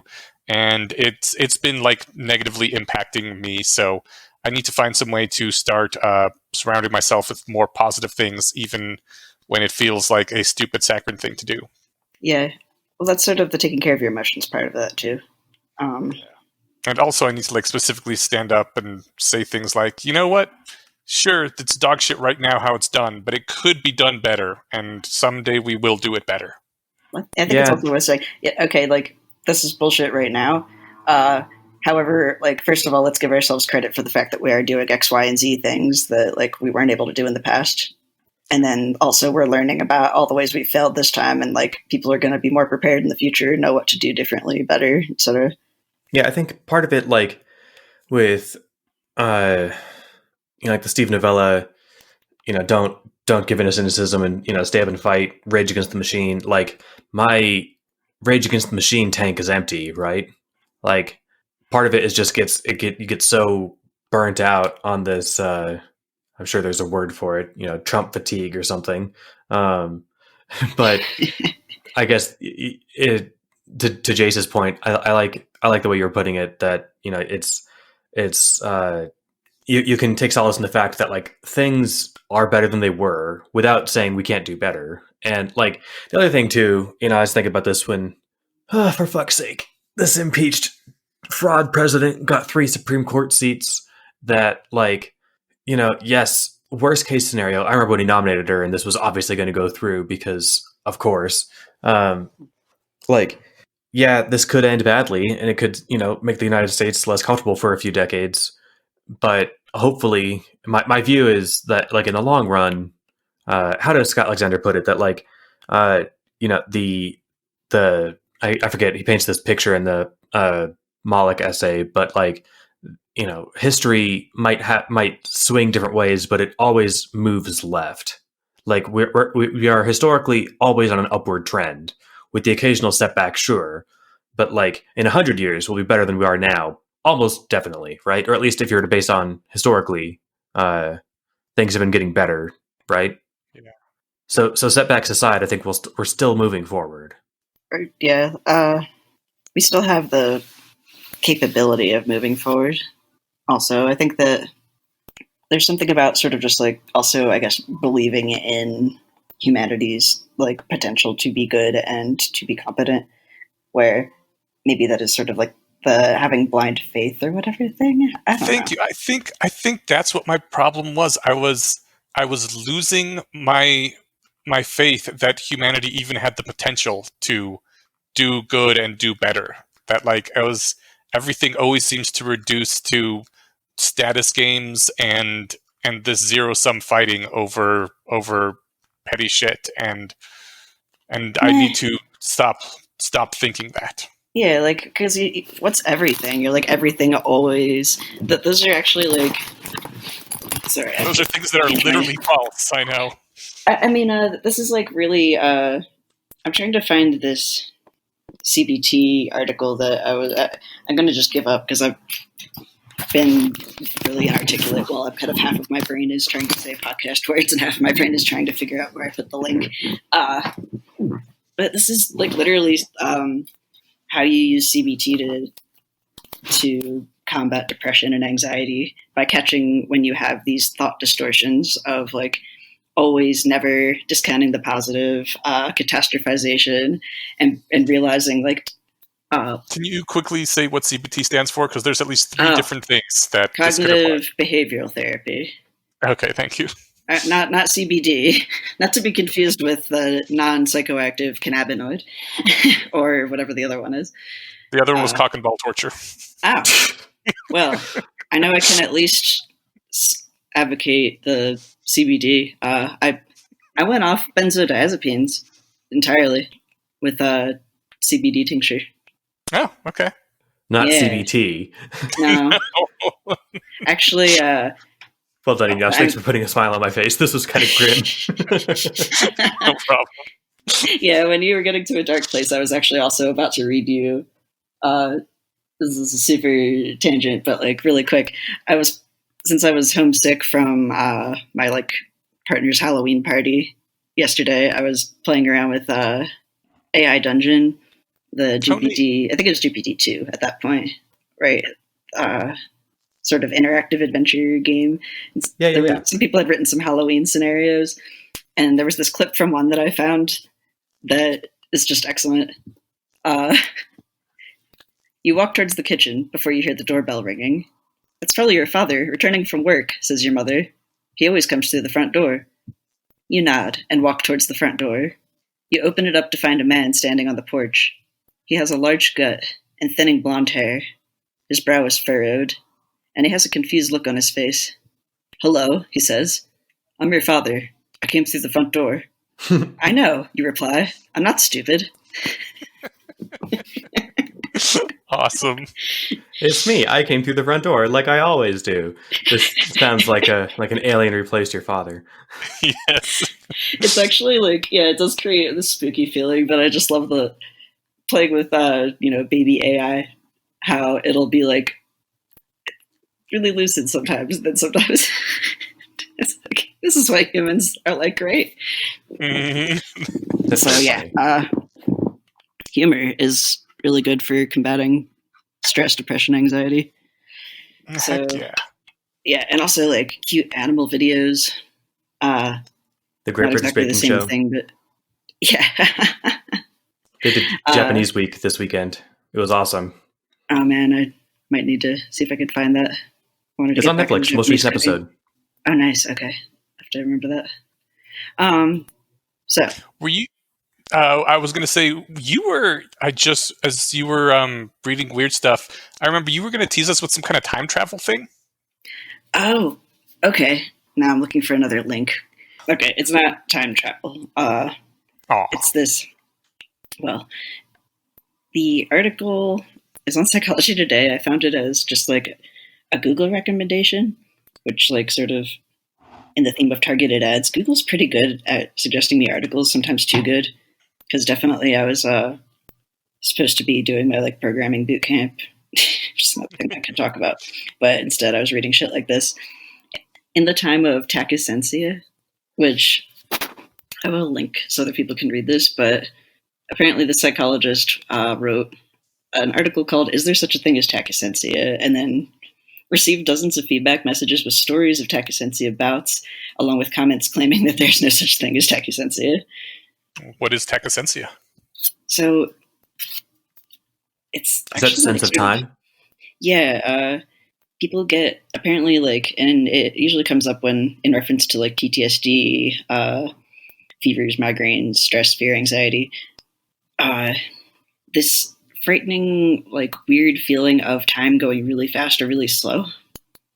Oh yeah. And it's apparently like, if it exists, which I've experienced this, or at least I think I have.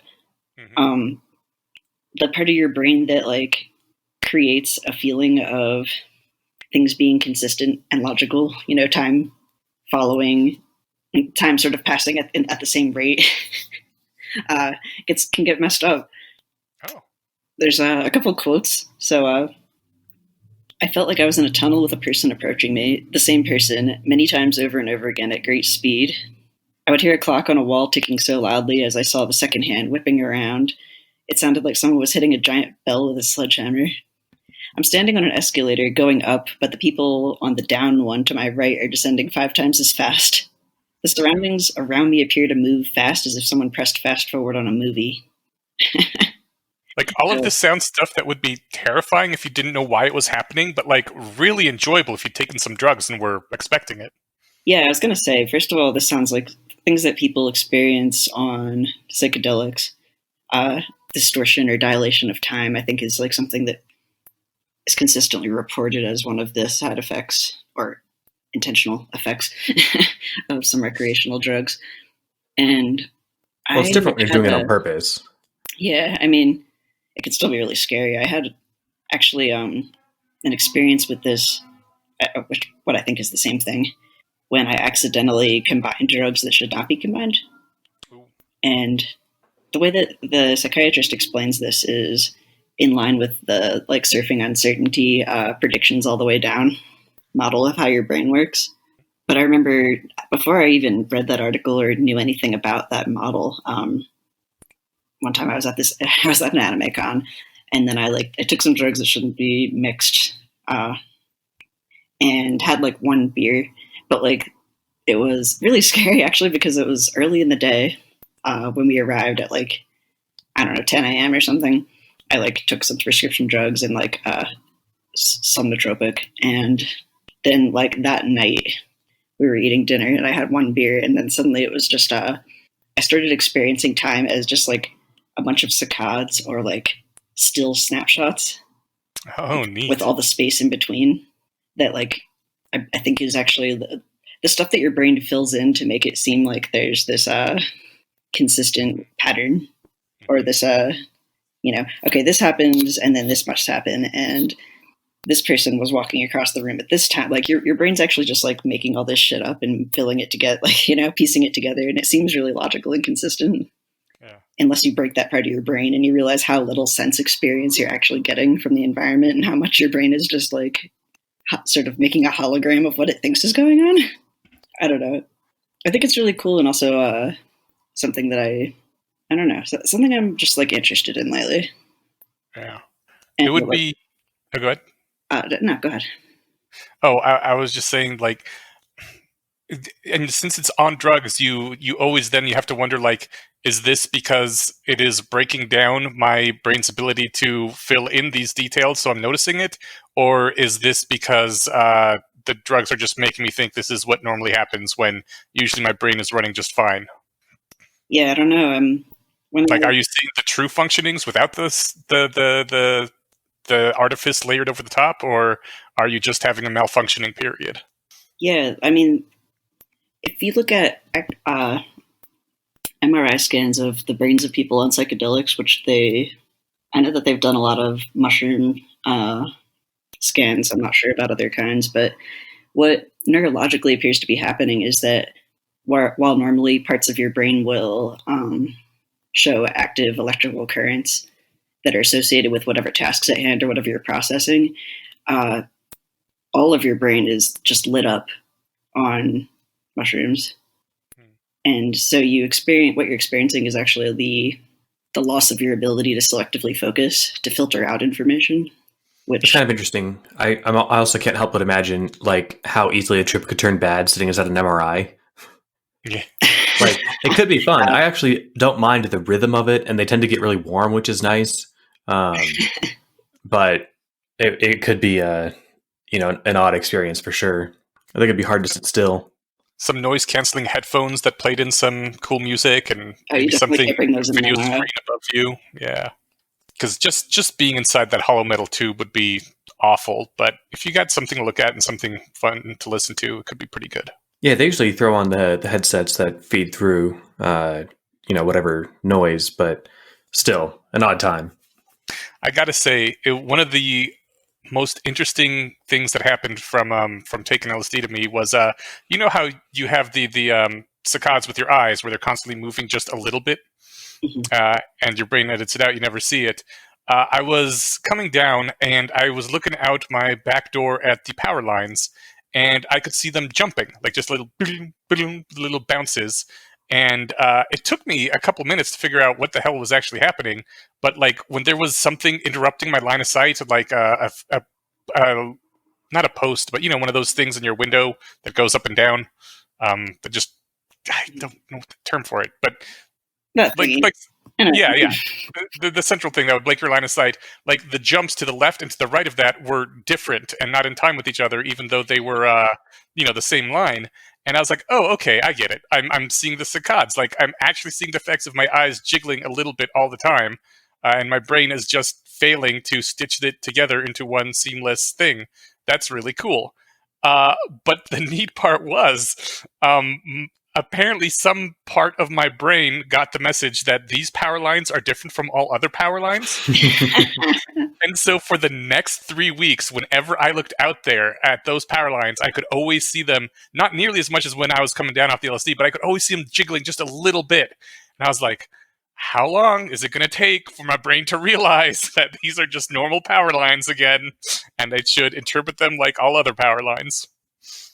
And it took about a month, but just the long-term effect of that, where it had really been ingrained in my brain that these power lines, you really got to just take them on face value. They don't stay still like all the other ones do. That's really funny. Yeah, that was neat.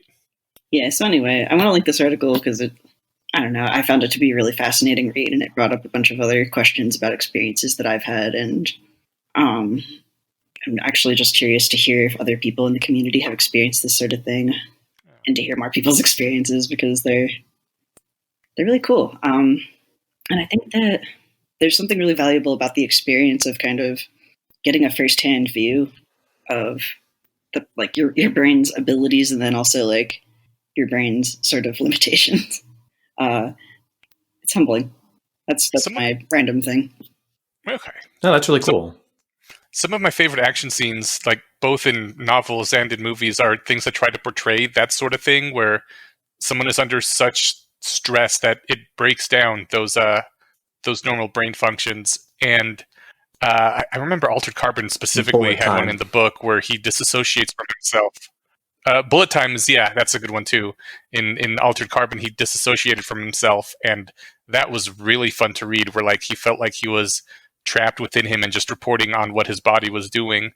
But I think that's one of the things that really got me into anime when I was younger, because in the 90s, like TV and movie budgets weren't nearly as big, and there were things you could do, but it was harder and not as realistic. Whereas with anime, you can just literally draw whatever. So when someone is having a psychotic break, you could just draw what the shit is happening, and that was some intensely fun stuff to watch. I'm assuming you're talking about Evangelion. I mean, that is certainly one of the things I'm talking about, but it's a common thing in a lot of anime of that time period. Yeah, and maybe still, I just don't watch nearly as much as I used to. That's something that I liked about anime as well. But like I find that I always prefer to watch animated things than live action, unless they do have like that incredibly high budget that you're talking about. And I think because like you're able to better portray emotional experiences. Yeah. Even characters, the way they're designed. I mean, like I've had to explain to people from like an art theory perspective, like, oh, why are they drawn so weird? And it's like the eyes and the mouths are huge because you use them for expression. There's no nose because you don't use that for anything, so it's pointless data. Hair stands on end, and all the crazy like symbols and stuff appear in order to just better like communicate what this character is thinking and feeling and doing. It's very expressive. That's the point. I know a certain Scott Daly who would argue with you intensely on that. Yeah, well, bring it on. Yeah. different strokes. I mean, whatever it's doing in animation, it's we're not exactly as fine tuned for that as we are for watching someone's actual face. And so, If we're autistic. like, what was that? Especially if we're autistic. Right. But I'm just saying, like, it's fun to see like very subtle facial changes in human actors that are hard to get across in anime. They'll zoom in on the person's eyes or something in anime and show them or whatever. But watching, I don't know, some good dramatic acting is also epic. Yeah. I actually started watching The Office, and I was not able to watch The Office before because it stressed me out. It still stresses me out, but in a like more enjoyable way now. And I honestly think that a lot of it had to do with just studying being so exposed to real-time facial expressions and actually like doing the work of trying to analyze faces, which I did, makes it more like, okay, I know what's going on in this story now, whereas before it was just like people twitching their faces oddly, and I don't know, I couldn't tell what anybody was trying to express ever. And I was just like, yep, this is my experience with like being in an actual office, and it's terrible. Oh, man. I tried to watch that show a couple of times, and I can't get past, maybe if I skip the first season or something, but I kind of hate Michael Scott as a character. I hear he gets better, but he's just like, to me, like the worst kind of boss, and everything about, like, he just exudes stress, and I don't find it fun. That said, I've seen 100 clips of the show, and a lot of it seems just genius and really funny. There was better. Yeah. Yeah, that's what I hear. I should give it another fair shake. 6. I like a lot of the gifs from it, but I agree. I watched an episode or two, and I'm like, I hate everybody on this show. Why would I bother watching them do things when I hate them so much? There's a great video. It's like they do a lot of cold opens where it's just like a sketch that doesn't go anywhere. And there's one where, I forget. John Krasinski. Instead of him coming into his desk, because he doesn't like Dwight, and they mess with each other.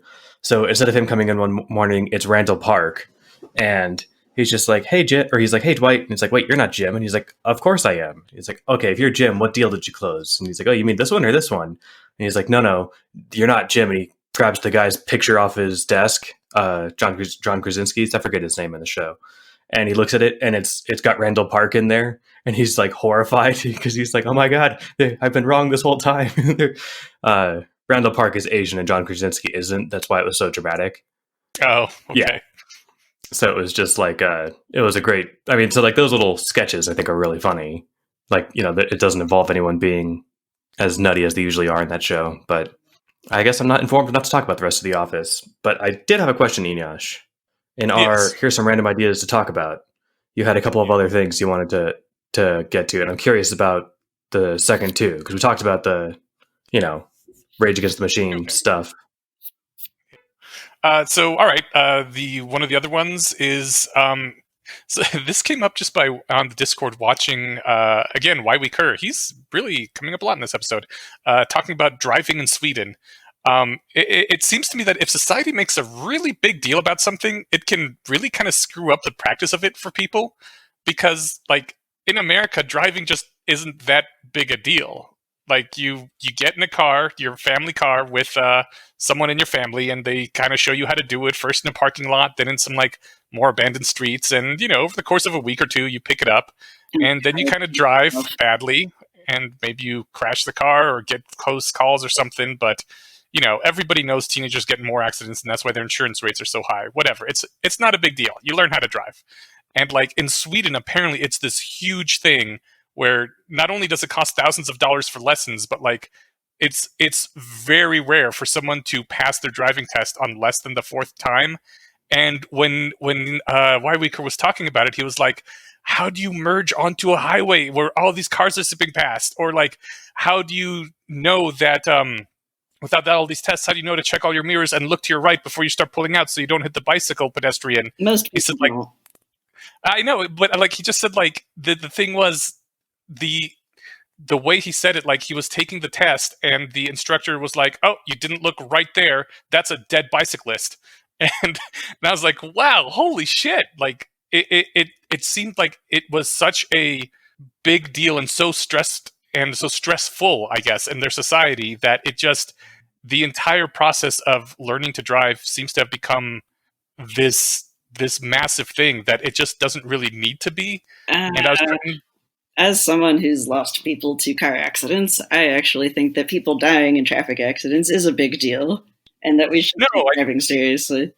I don't think Enos was saying that we should take the acceptable loss of human life over how easy it is to get a driver's license. No, I don't think. I'm not sure what your point is. Well, I mean, I don't think that it's not a big deal, but I think like they overstressed it to a rather ridiculous degree that like the way people were freaking out. Causes of death? I mean, like car accidents? Well, yeah, I mean, yeah, that is one of the really big ones in the U.S. Well, so we should look and see what the difference is between, the percentage of Swedish car deaths versus American car deaths. I mean, if they're... Does it lead to better outcomes? That's a good question. I did not look. Yeah, Maybe so it does. That would help settle it. But I am curious because, like, on my driver's test, when we finished, he said, other than that stoplight, you didn't stop once. But here's your permission to go get your license. Like, apparently, I came to a rolling stop at every stop sign. But he didn't care. And I do think it should be harder to get a driver's license. There's definitely like a fine line. Should it be as hard to get a driver's license as it is a pilot's license? Should you need 1,000 hours with? Probably you don't need 1,000 to get a pilot's license, but should you need hundreds of hours with a certified instructor in order to drive a car to get to work? I mean, unless there's going to be some enormous new government department that will enforce this, it's going to cost a fortune, and most people just won't be able to drive anymore. Which, like, if you live in, the middle of some city, that's not a big deal. But if you live where almost everybody lives, you need a car just to get to work, right? Dang it, I think Jace has just already convinced me that I was way too blasé about this, and maybe we should take this a lot more seriously. Well, both Jace and your particular anecdote about you failed horribly, but here's your license anyway. So I think that actually, like, I have very strong feelings about this. We should have self-driving cars. Humans should never have been given the ability to drive cars. We're so bad at it.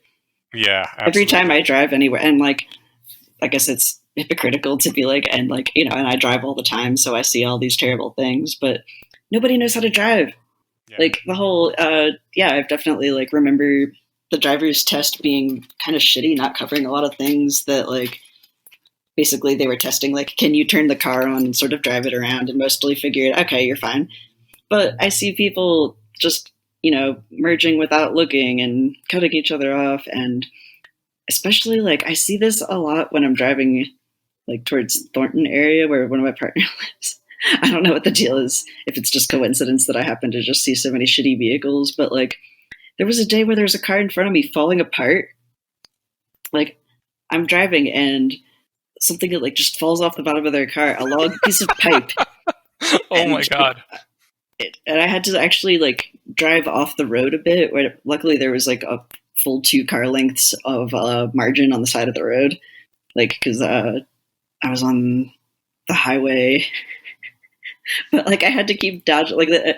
So I like pull up to this person who's still driving. I'm like, your car's falling apart. You might want to pull over.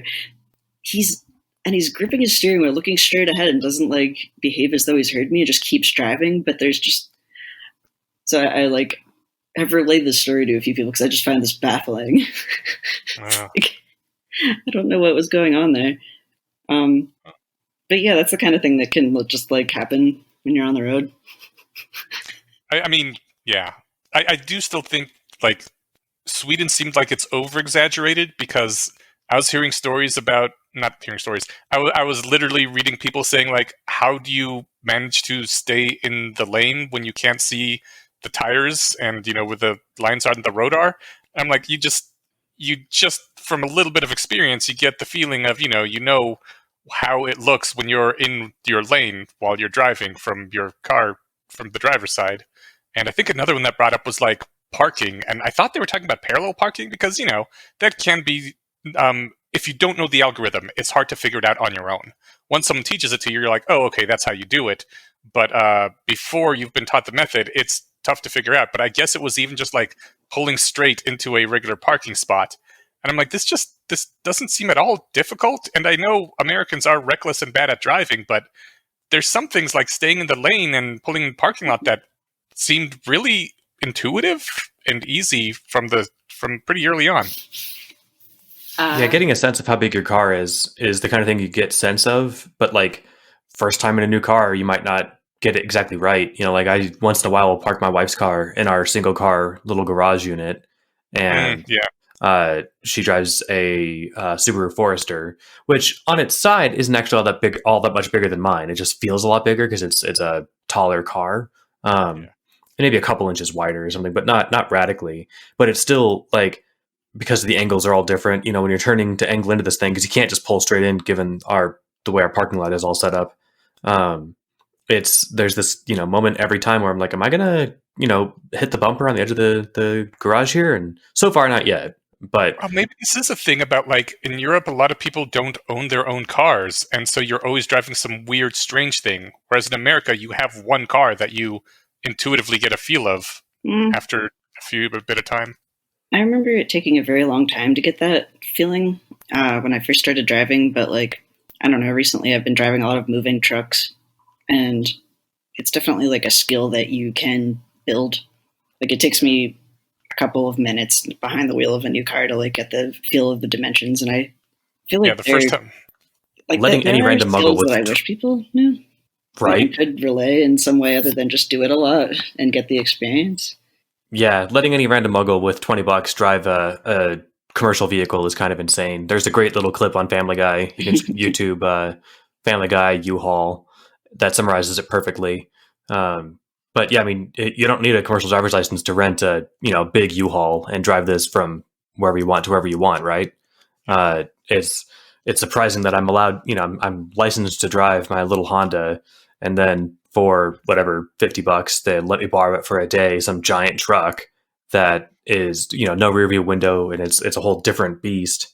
But they're like, you're moving, it's fine, go nuts. and just the amount of weight in it, especially when it's fully loaded, like, is a drastic difference. You're like, holy shit, I got to start braking a lot earlier in this thing. Right. Yeah, I've only driven a U-Haul a few miles once. But yeah, I mean, it's a different thing. I think the weight thing I was probably already in tune with, because I'm like, well, I got all my stuff in here, balanced somewhat precariously in the back. I want to, accelerate and decelerate fairly smoothly. But yeah, it's a nightmare. But I'm with Jace 100%. We should not have apes driving cars. I think our descendants will look back at us and be like, why'd you guys do that for so long? You guys could have stopped doing it 15 years earlier. And we'll say, well, people threw a fit. I guess, yeah. When I was trying to think of parallels to this, I was like, well, the U.S. is kind of that way about, like, sex and people losing their virginity. Like, it's this huge thing, then people get all sorts of crazy neuroses about it, when really it's probably a pretty small step between what you were doing before and the actual sex. Like, people rarely jump in completely cold into losing their virginity. You've been, like, fooling around and kissing and doing lots of other stuff for weeks, if not months, if not years beforehand. It's hard to mess up so bad that you die in sexual intercourse, though. I mean, it happens to old people, but, like, yeah, people mess up in their BDSM scene, but, like, this is, like, think about the amount of regulations around getting a gun. You can kill so many people with a car so easily. Yeah. I think we have a lot of pathos neuroses as a society in the U.S. based on how crazy we are about sex in general. Well, even just like turning 18 or turning 21, people act like they're these big watershed things. And you wake up on your 18th or 21st birthday realizing you don't feel any different than you did the day before. But there's just all this buildup about it. You know, maybe graduating high school is another one of those things where, you know, you're told it's this big dramatic thing and it's just not. Am I the one that still feels like the exact same person I was when I was, like, in middle school? Like, it's just one of those things that keeps occurring to me, like, as I'm getting into my 30s, where I'm like, is there ever going to be a point where I feel like, okay, I'm an adult now? Adults don't. I hope I don't have that. I finally, over the past 2 years, have started to feel that a little bit. Like, even all the way up until I was 38 or something, I was like, yeah, I guess I have some gray hairs and some wrinkles, but I feel just like fucking teenage me. What the hell? But I don't know. I think specifically having certain emotional betrayals in my life recently really did change my personality a bit, and I actually do feel older now. Like, I trust people less. you're correlating things I wasn't necessarily trying to correlate. I'm just saying, if you want to grow older, have someone betray you really bad. I think there's also the one way to feel a bit like older, more competent is just like getting good at some adulting style things. Like once you can file your taxes and it's not a stressful thing, or but that whatever, sign up for new utilities or something. No, that doesn't feel like adulting at all. That's just like a different form of homework. Like the teachers told me, do these problems, and then I get an A. The government says do these problems, and then I get some money back. It was literally the same thing. Fair enough. Yeah. Anyway, I don't quite have that sense. It's maybe my metrics aren't right. So, I don't ever want to feel like an adult, quote unquote, because in my childhood experience, adults weren't happy people, and so I want to be like, oh, if being an adult is like just being miserable or whatever all the time, fuck all that. I'm gonna just do whatever I want all the time and stay happy. So. I was going to say, like, a long-term injury also helps with feeling older. But on the other hand, like, you've had back problems for far longer than I've had, and you still say you feel pretty much like a teen Steven, right?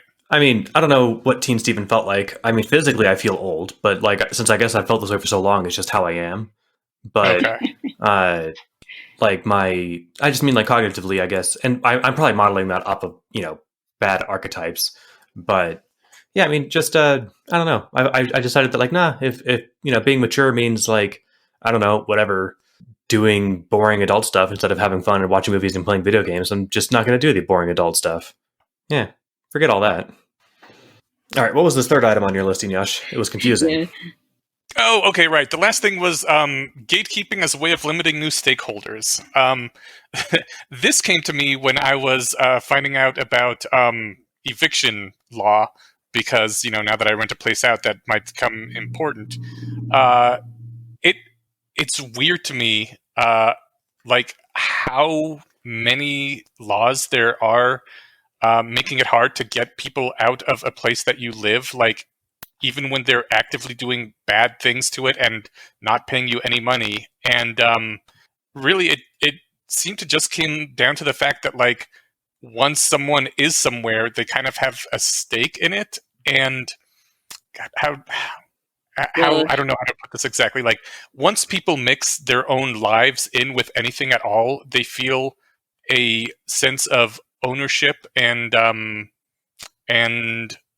like they've invested in something. And that's accurate, right? Another one that comes to mind is like I'm the guild leader of a guild in World of Warcraft right now. And a lot of people, I have ultimate say in who can come and who gets kicked out of the guild. But if you're in a guild for a few months, you put in a lot of time, and you've dedicated some part of your life, which you will never get back because we're all getting older and dying, into helping to build this thing. And so it becomes like a really big deal to kick someone out, even if legally they don't have any right to stay. And the whole idea, I guess, seems to have been that like, and squatters' rights are the same kind of thing. Like if you own some land and someone just like moves in to a building, if you don't kick them out within a certain number of years, it becomes their building, which just seemed like the strangest thing to me.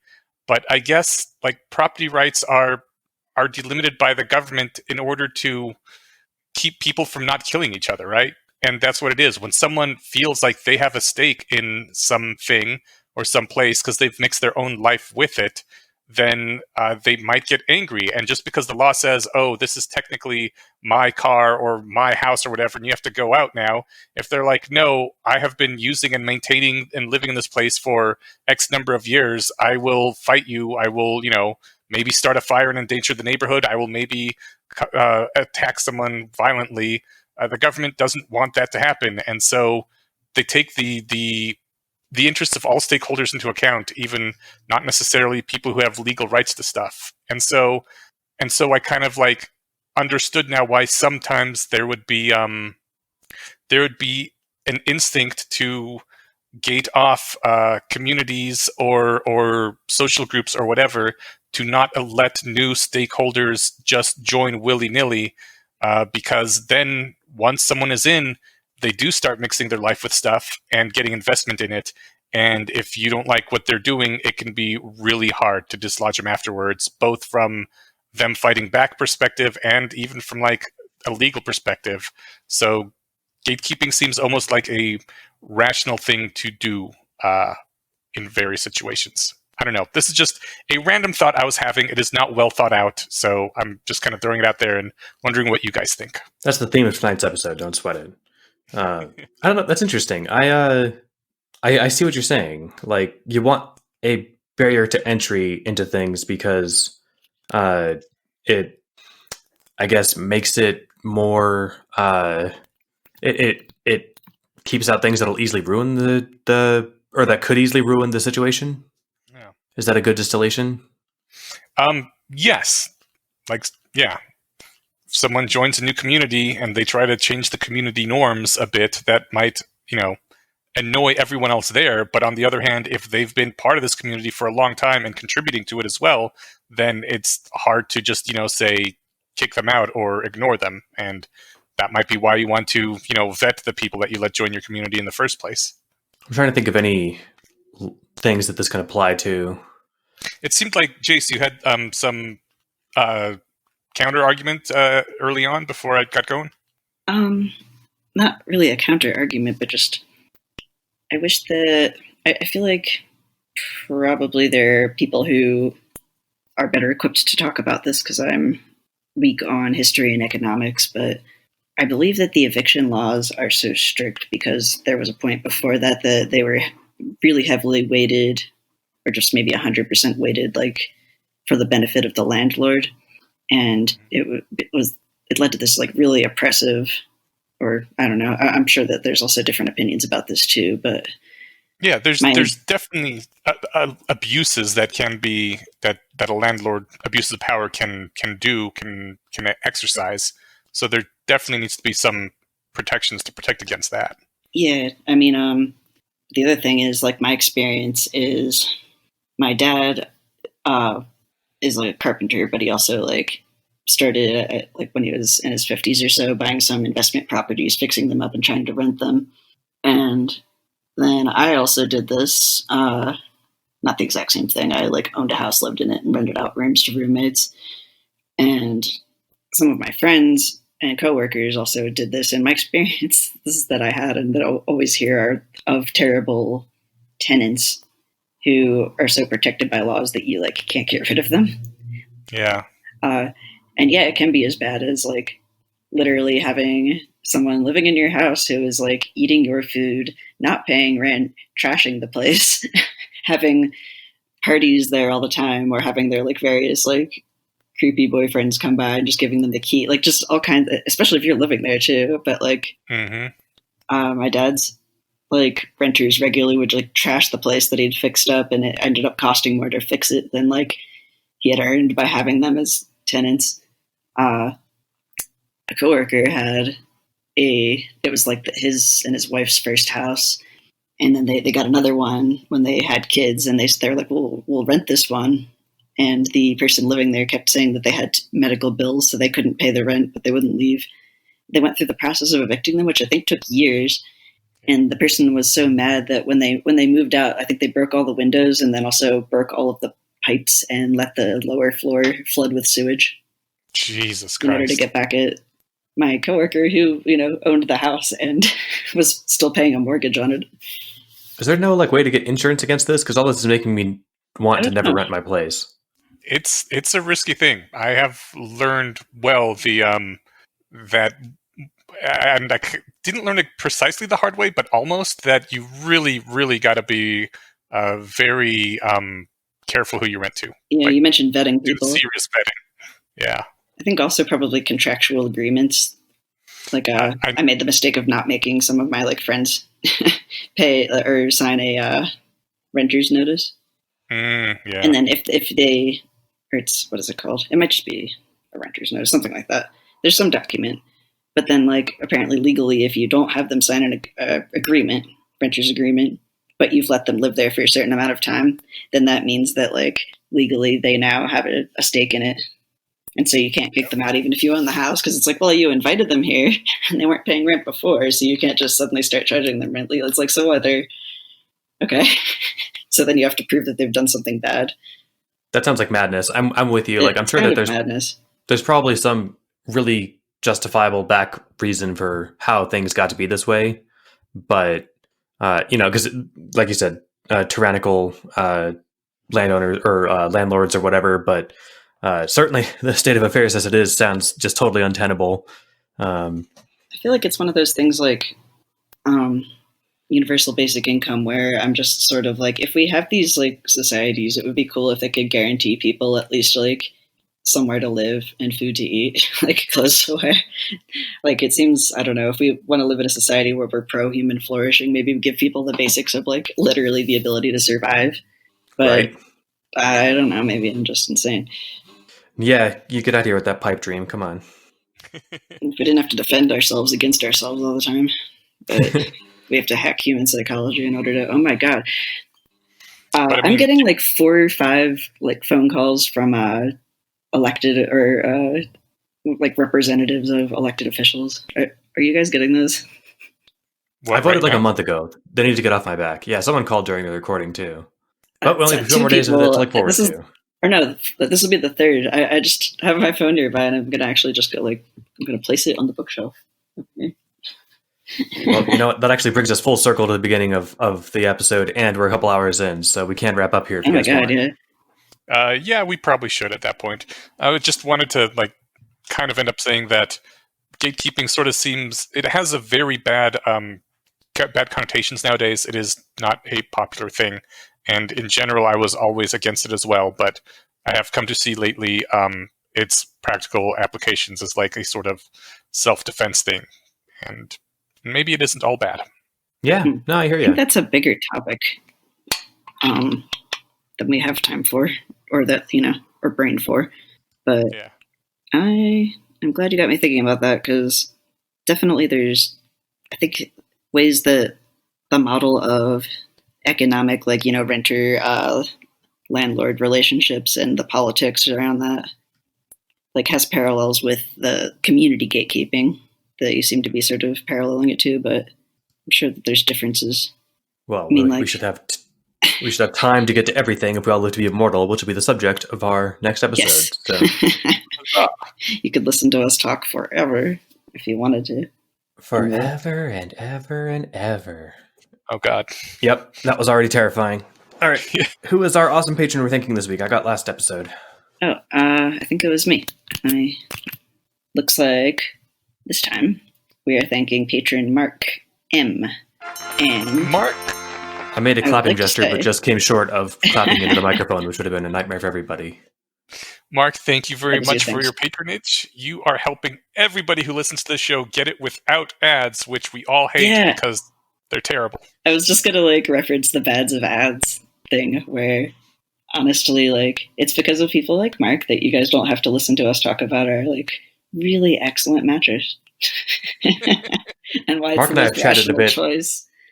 Yeah. And Mark and I have chatted a bit on Patreon, and, seems like a cool dude. Glad to have you as a listener. It makes me feel awkward to talk to somebody I tangentially know in this medium, but, we say the same thing every week, but it doesn't make it any less meaningful. We appreciate everything. And, being we just bought new microphone stands, 2 weeks ago? Because other ones were 4 years old and they'd been through some moves and gotten pretty beaten up. And one of them, the super glue finally broke on it. So it was time to finally buy new ones. And that's all possible thanks to listeners like you. So thank you very much. Yeah. Thank you, everybody. And thank you, Mark. All right. Anything else to hit on this one, or are we all set? I think we're good. All right. We'll see you guys in a couple weeks. Cool. Bye, everyone. Bye-bye.